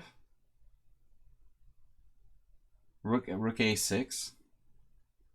I mean, maybe the truth is that black is okay, but it's just a draw. Okay, he can play f5. All right, maybe that's forced. Yeah, all right. You have to play f5. Oh, I was joking, like where I live with my son. Where I live, we have great white sharks here in the United States, in Massachusetts. There's a lot of great white sharks, and now we have tornadoes. So my joke is that we can have sharknadoes. He was like, they're not real. Sharknadoes, he said the sharks would take... He talked about it like a video game. It was awesome. He was like, the sharks would take a lot of damage when they fell. Like, you know you play too many video games when you're like talking like how much damage the sharks will take when they get thrown by the by the tornado. Like really trying to see if sharknadoes are viable or not. If it's a viable concept. It's like the sharks will take fall damage. They'll lose a lot of blood. Anyway, back to the subject. So f5. I'm just wondering if white can try something crazy. Maybe dynamic.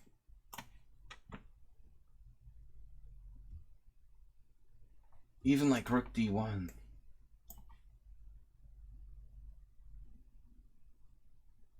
Rook d1, rook a6, h4. That's not going to work though. Snap. It's too slow, right? h4. Just too slow. We almost have something here.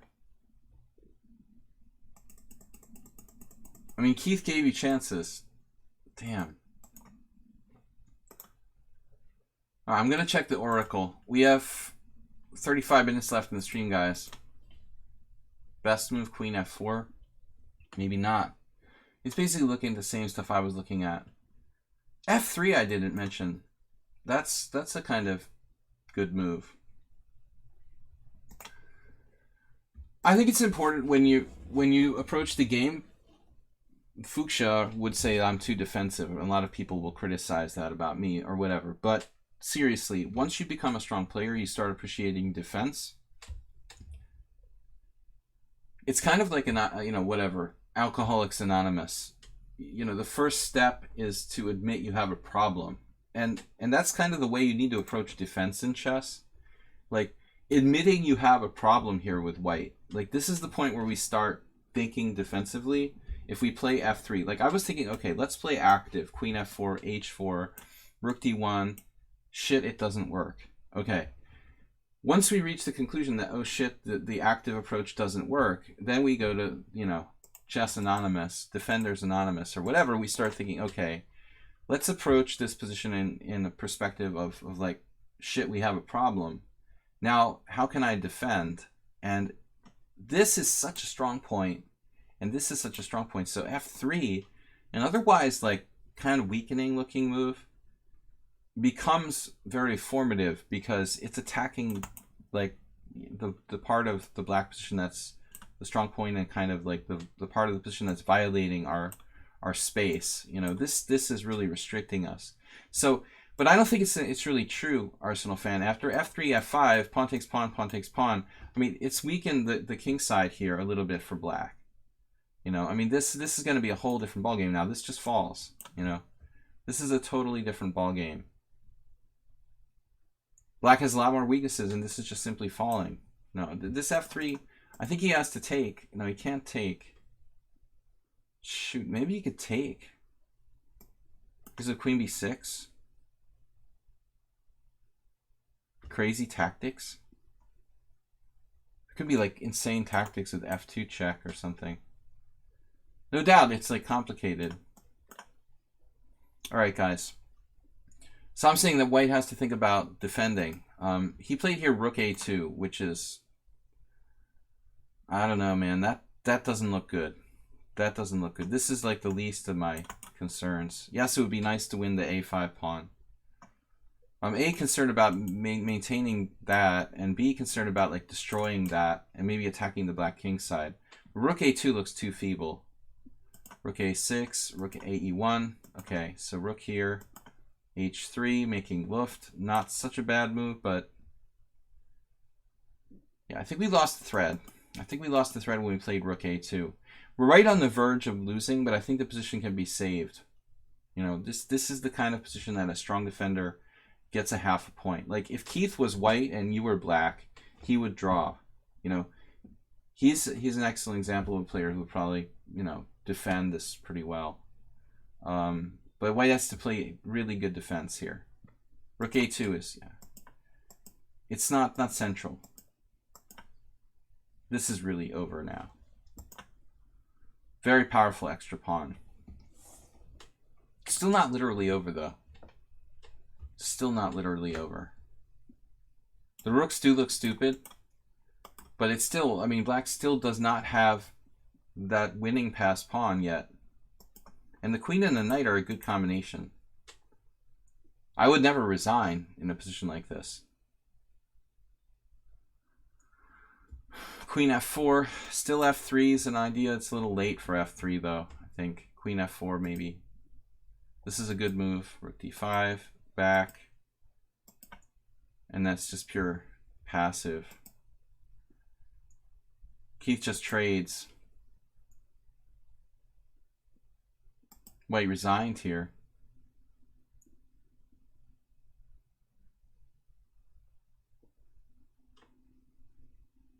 Some might say a premature resignation.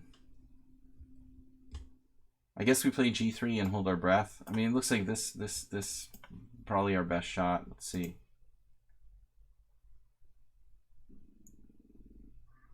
The computer says like -5. I wouldn't resign, you know, because it's just a pawn at the end of the day.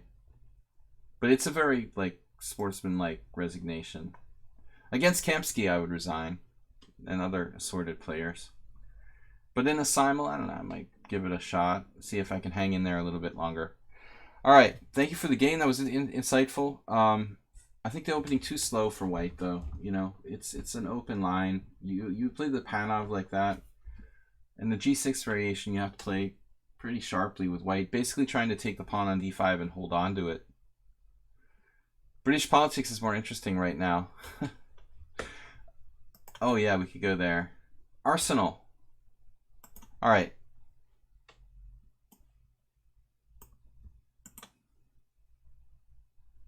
Can make blonde dumb jokes.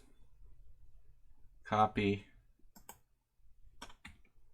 Tools, analysis board.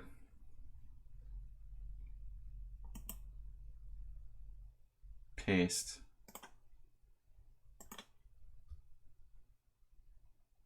Well, all right, I want to start from the end.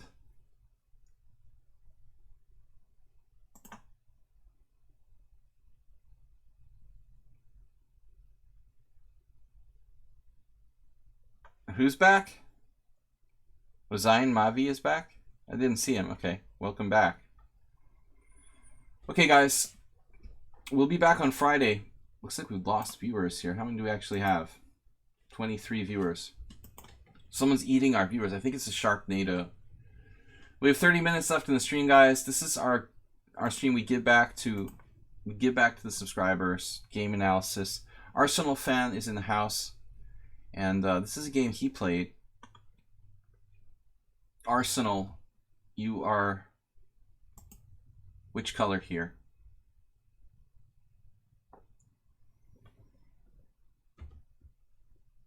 This was 60-second increment. Simul versus Palencia.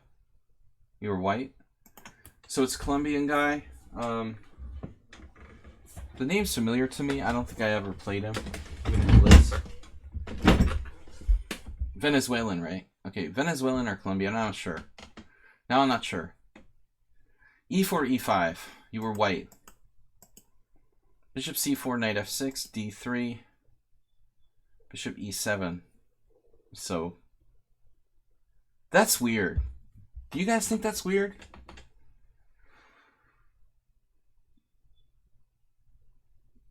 I think I might have played him in Blitz.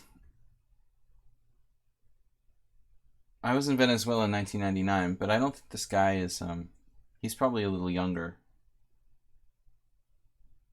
to have been around back in the days before Chavez took control. I might be wrong, though. Probably like a guy in his 30s or something. Like me. I'm always perpetually 39. So anyway, what I want to say was, guys, it's surprising to me that Bishop e7 is the most commonly played move here. Arsenal fan, I mean, look at the statistics. 4,502 games played by Black with Bishop e7. And only 2,957 games with Bishop c5. Is that strange, or is it my imagination? I mean, I'd like to check in ChessBase. Usually the lichess opening explorer is fairly close to, you know, the general consensus. I don't know. I mean, I think that most masters play Bishop c5. I think it's strange that that's the most common move according to the lichess opening explorer. It's pretty strange. H6 is an attempt to maybe play like H6, D6, G6, and Bishop G7.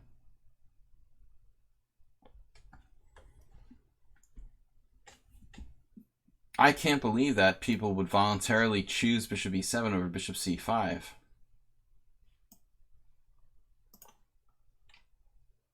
Magnus played it twice.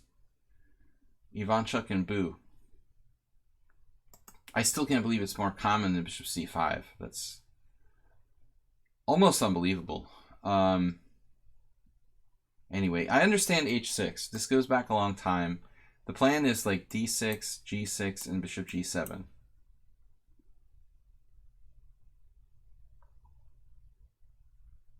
When the idea is that this King's Indian type setup is pretty solid for Black, at the same time gives Black some hope of play and kingside type threats similar to the King's Indian.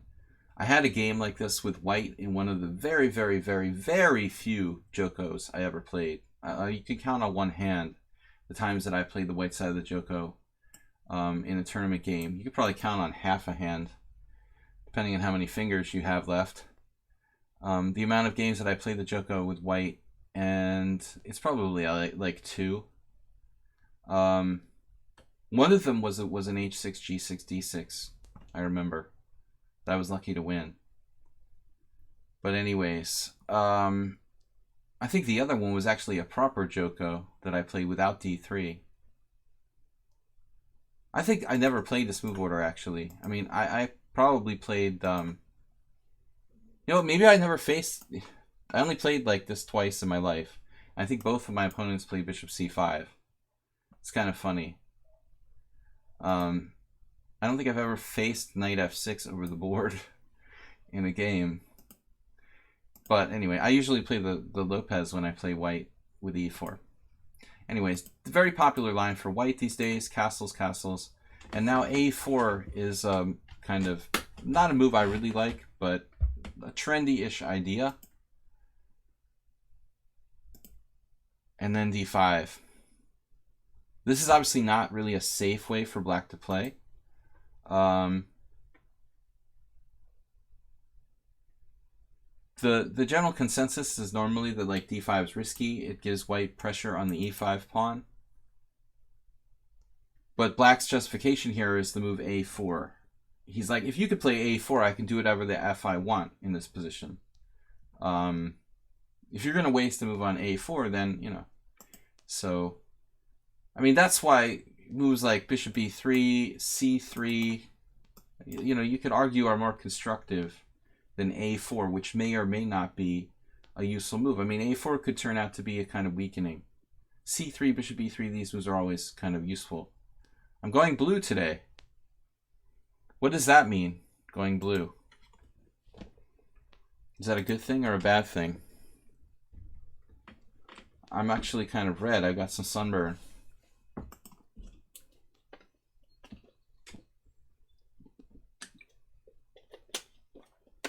Oh, explicit language. I said F. Even my children between, you know, their average age is like 9. They say F all the time. We had this today on the beach. They're like, we didn't say a bad word. We just said F. All right. Anyway, so D5, yeah. It's justified by A4. That's the question. ED, knight takes D5, rook E1, bishop F6. Awkward. This is very awkward to play bishop F6. But obviously black, you know, doesn't want to play F6. Uber Driver says D6 was better. Well, I mean, that's what I would play, you know, probably. That's what Ponomaryov would play. It's kind of the more classical thing. I wouldn't put my bishop on E7, though. Play like Capablanca. Play like Bronstein. No, Bronstein was probably white in a famous game in this line. Just read 200 open games. Bronstein has a famous game with white in a Hungarian. It's basically a Hungarian defense, isn't it? White hasn't played C3 yet. Do you need to play C3 for it to be a Hungarian defense? D5's risky. Okay, takes here. That's awkward. Now C3. A natural move, but are we going to have a problem with the D3 pawn? If he plays knight B6, goes after your bishop, and then plays bishop F5. Move 11. We need to talk to Move 11. He was looking at playing lines like this with black in the normal bishop C5 lines. Here, here, here. What's going on?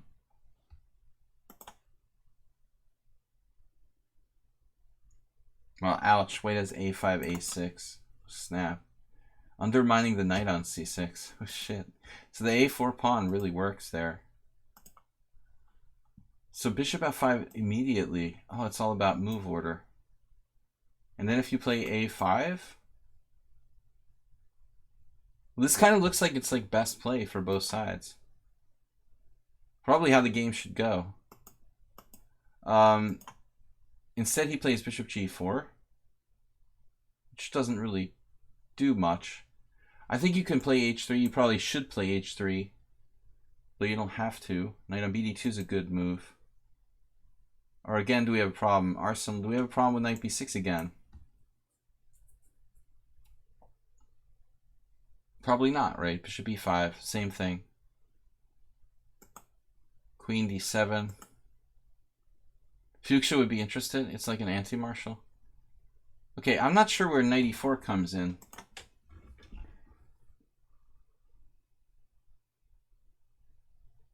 I'm also wondering if we should have taken the time to play H3. I mean, would this be a constructive move, or would this just simply like chase his bishop to a good square? The bottom line is actually the guy should have put his bishop on F5 immediately, and he put it on G4. So should we get the extra move H3, or does that just create sacrificial possibilities for black on H3?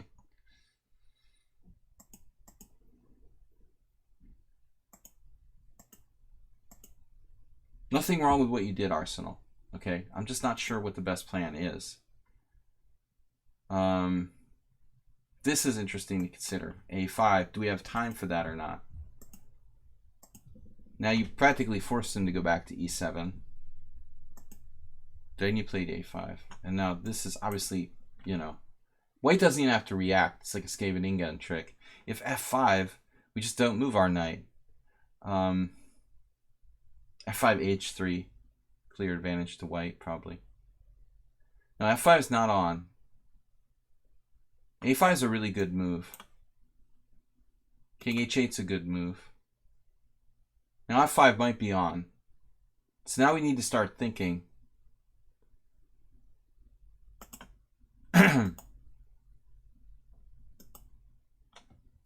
Start thinking for the first time.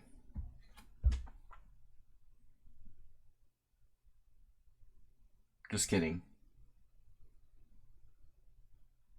What would Nepomniachtchi do against Grishuk?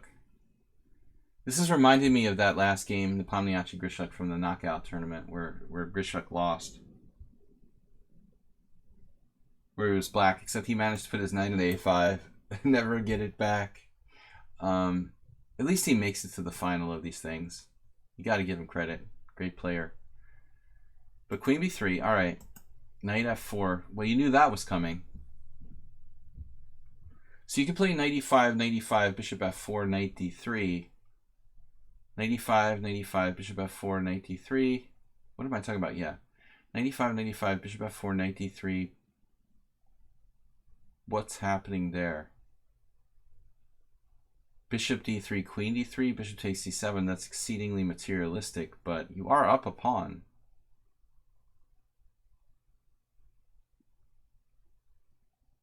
I mean, I would at least consider this, right? It does win a pawn, doesn't it?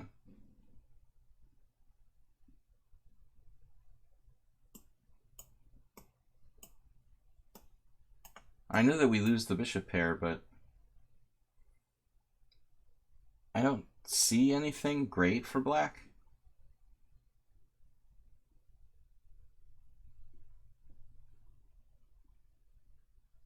Your bishop was worth a pawn. Well, I mean, if I don't see anything better, you know, and you also have queen b7 coming in next. I mean, he might just be like lost here. It's like plus 1.3. It's pretty close. This is clearly like, if you don't have anything better, I mean, this line is strong for white. You know, I don't like the knight hanging out around my king too much either. So you played this. Okay, this may just be strong as well.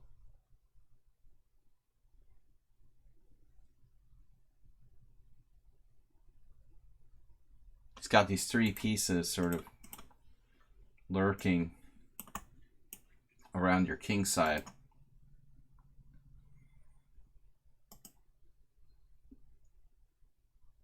So he's going to sack on f7 and take on f3. But you have in between move bishop e6, right?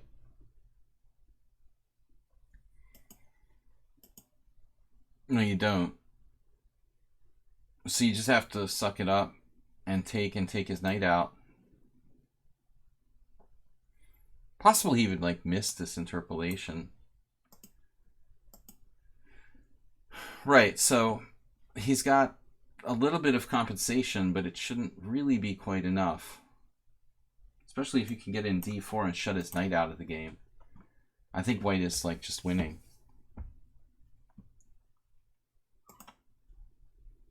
Yeah, it's over. It's just over. Like queen e6 resigns. This is a strong move. Forcing a trade of queens and you're up the exchange. Bishop takes f4 was good.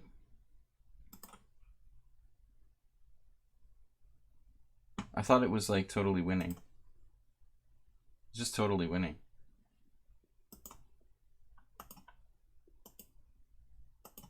And this is key. I mean, here we have to consider maybe taking with the bishop. We have to be careful because there's this 95 with a triple attack. I mean, I'm not sure. We can afford to lose something. One of the pawns. That's awkward. Alright. Anyway, you just trade, right? You just trade rooks. Yeah. That's okay. It's winning. Game over. Don't trade too many pawns here. It's not over till it's over. I don't think you should trade pawns on b6, man. You like that pawn. That pawn could become a queen. Plus, in general, you don't want to trade anything. I don't like trading b6.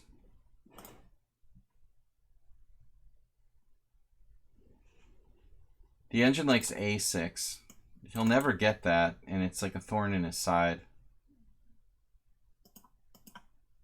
You use the A file. I wonder if he could take this way with the other pawn.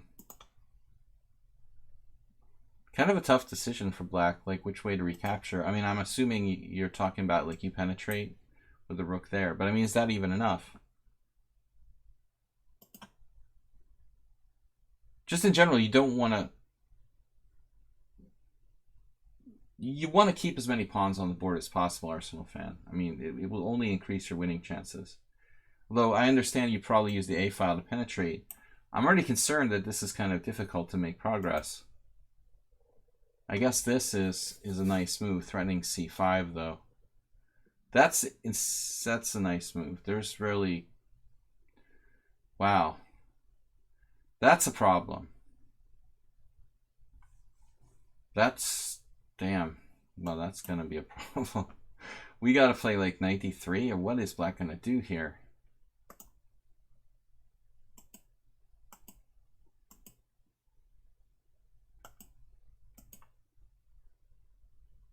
Practical best chance.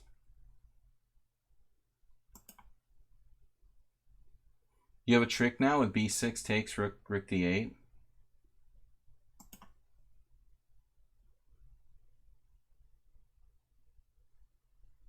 I'm wondering if you have this, but it doesn't really work. All right, I'm already scared here.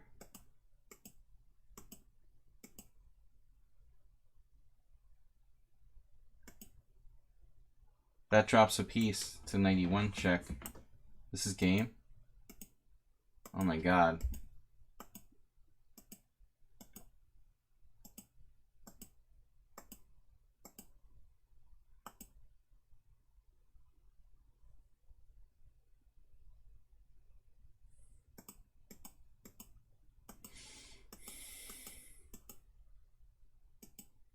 So at this point, black shut down and started to assume he was going to win, which is the worst mistake you can ever make, to take your opponent lightly. He's probably like, yeah, I got 2 pieces for a rook, I'm winning.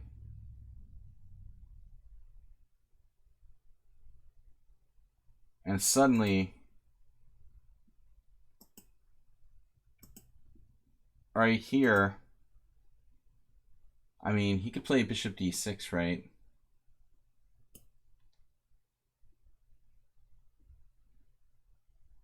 And you take, and he's going to win the game, I presume. But he took you too lightly. He played this. And then bang. Check, mating threats, plus b6. And if he queens, you take and play b7. Ouch. And it's too late now. Is this a win, though? He's threatening to play bishop a7. Yeah, but even if he... Yeah, let's see.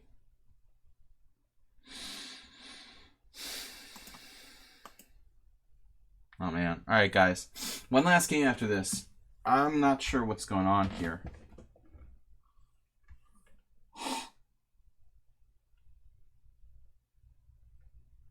King g6, just eat the pawns?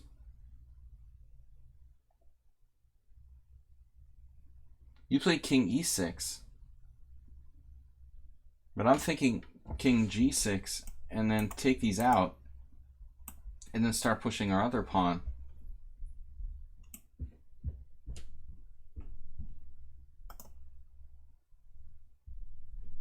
Okay, this is like a really complex endgame. I'm not going to figure it out. I was thinking king g6 though.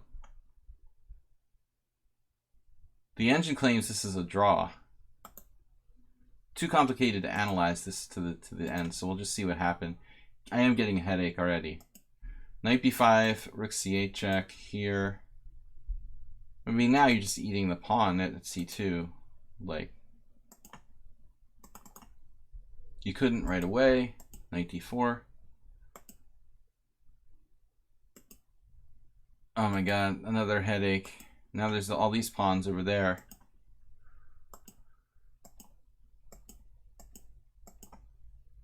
Yeah, that doesn't work.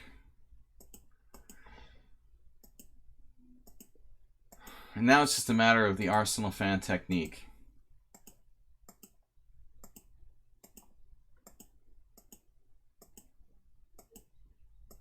I remember once I saw a game. Alexander Ivanov had a game with Hodgson that was like similar to this. It was just went on and on forever.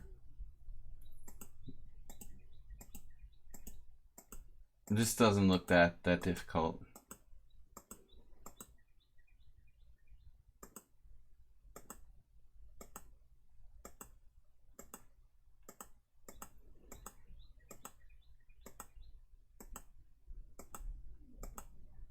I'm not saying it was easy. Now White resigned. Oh my god. So let's see.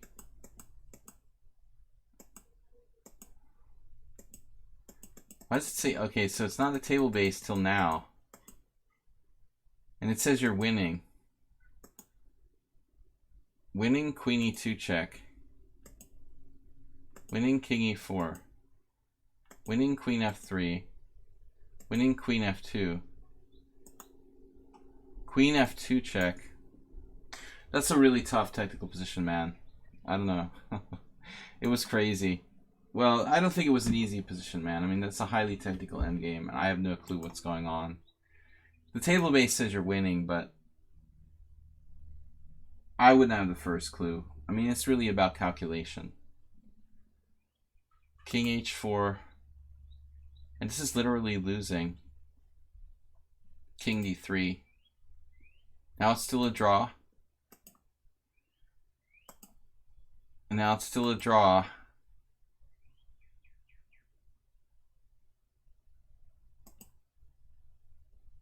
That's awkward, man.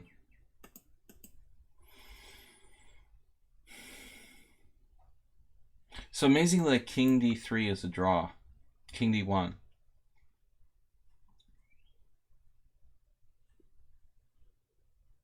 I've never had an endgame. I don't think I've ever had an endgame like this in my life. With like queen against 3 connected passed pawns and a knight. Never has this happened. What is it, like a draw by repetition? Like knight e3 check, king d2, knight g2, king d1? I mean, that's easy. Okay, whatever. I'll take a draw at this point.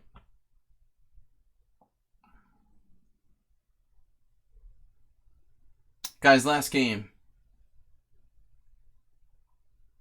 It's Master V. What's up? Last game, guys. Friday, we're going to be coming back with Blitz at 5:30 p.m., same as today. Sunday, Simul, also 5:30 p.m.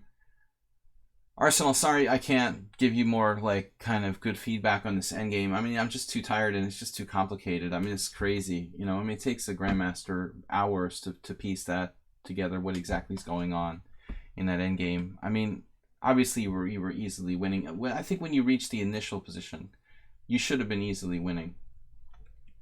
When you won as queen, right? Let's just go back a couple moves before we start the last game. I mean, it felt like this has to be an easy win. I mean, here you could just check him on e8 or something and keep him in the house. There's no question this is a win. I like how it says unknown, king f5. This is unknown? This is known. It's known to me. Known as made. Anyway, guys. All right. Last game. Warnaki.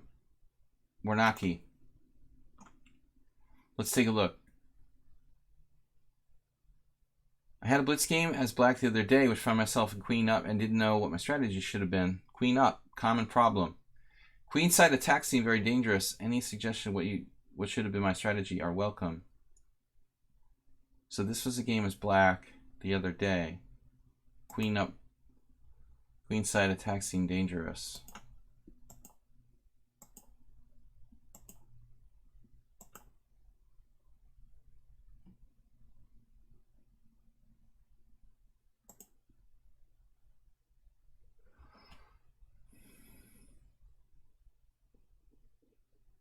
What the heck is e6? This is just a very strange move.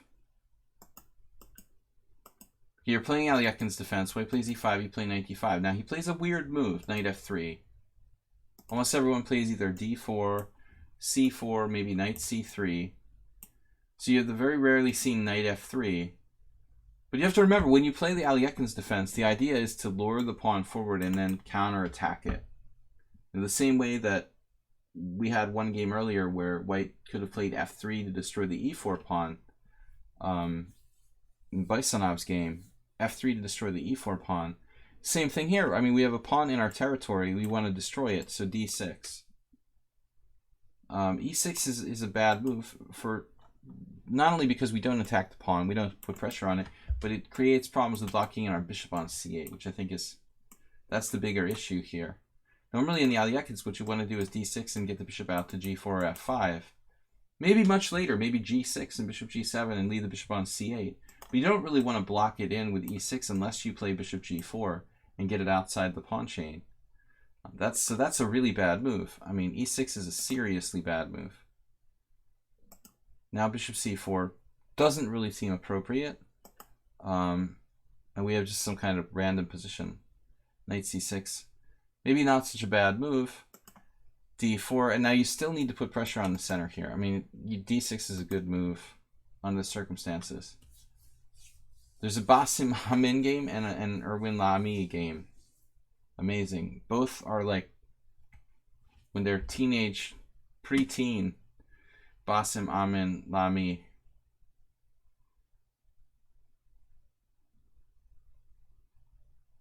Still, it's going to be difficult for black to generate enough play. The bishop's blocked in. It needs to be on g4. This piece needs to be right there. You know, if you had the bishop on g4, you'd probably have enough compensation for white's space advantage. But in this situation, with the bishop blocked in on c8, you're unable to put it, like, you know, enough pressure on his center. Therefore, white has a massive advantage. This is a bad move. This is like what Bob asked about, bishop g5. Slightly different from Bob's example, because in Bob's example, his pawns were on d3 and e4, and he's putting a dark square bishop that's a good piece out on g5, promoting its exchange, possibly. Here it's different. White doesn't have pawns on white squares, but white has a general spatial advantage. And when you have a spatial advantage, you're not supposed to trade pieces. If you trade pieces, you free the opponent. So it's like, you know, the opponent is restricted, and now you're making it easier for him. This is a very bad move by your opponent. Bishop e7, bishop e7. And I don't know which capture is best. I mean, you can consider all three captures. Queen takes feels the most like a developing move. But all three have to be considered. I think knight d takes is a strategy where you might try to put more pressure on e5, but I'm voting for queen takes here.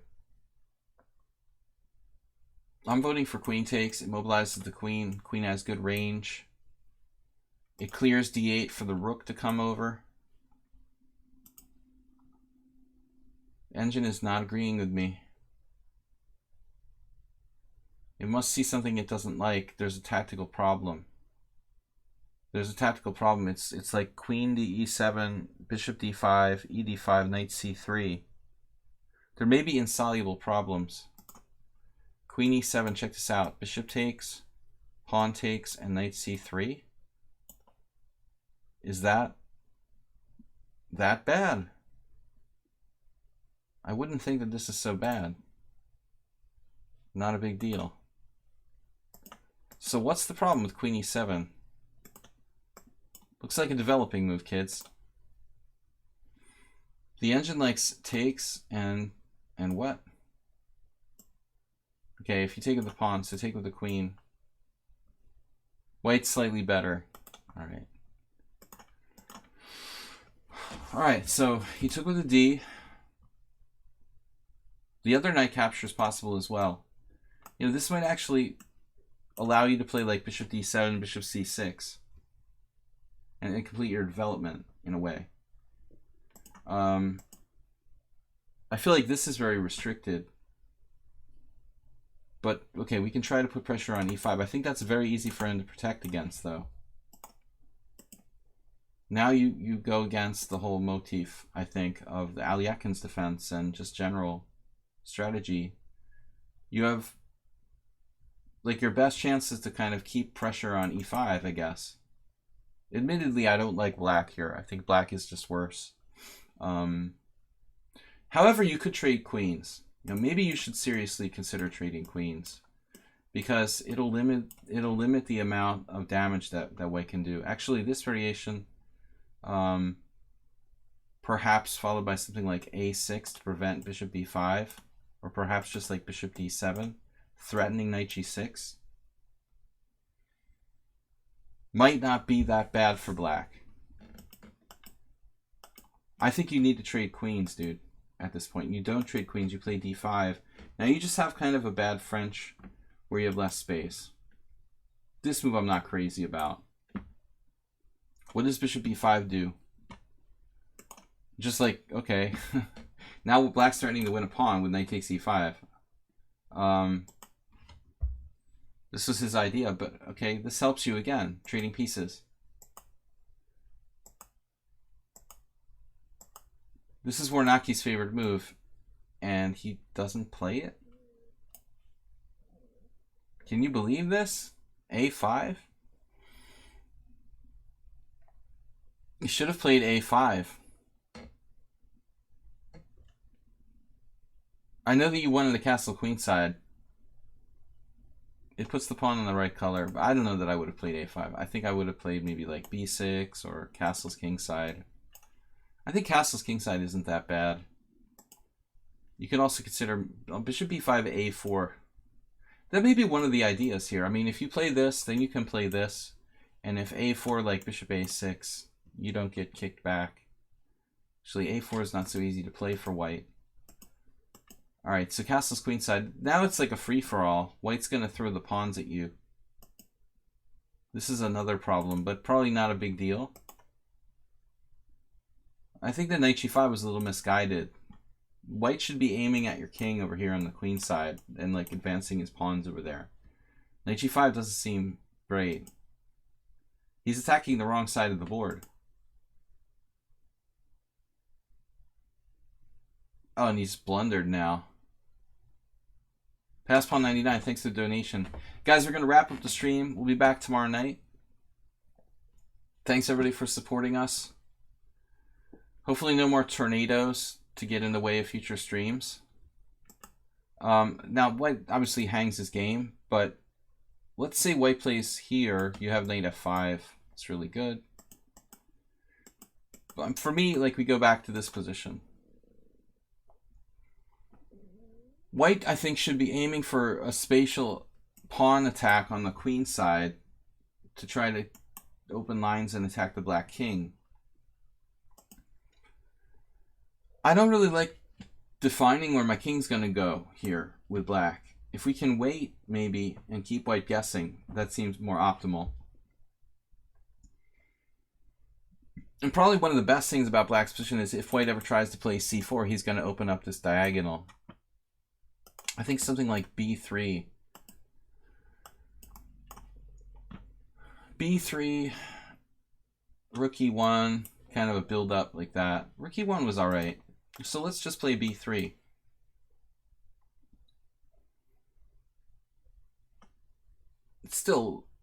It's playable for black.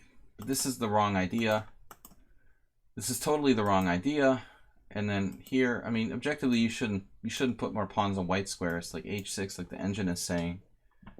It's probably better, because when you play g6, you create kind of holes in your position on the dark squares. These will never be able to be controlled by pawns, and you have just too many pawns on white squares, I think, on the board. So, generally speaking, I mean, I kind of wanted to play for f6. That's difficult to do here, but this is generally better. Still, white has space advantage, and I think the white still stands a little bit better. G5, yeah, well, at least we're putting pawns on dark squares rather than on the wrong color.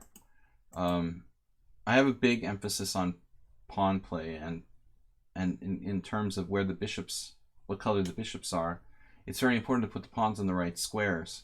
We want our bishop to be mobile, and we want to be able to control the dark squares with the pawns. G6 sort of reduces our ability to do that, but white just blunders. So he just basically hung his queen, and this is over. Rook f8, knight f3 now. It's just too much material. So pretty easy. This bishop could get could get in the game.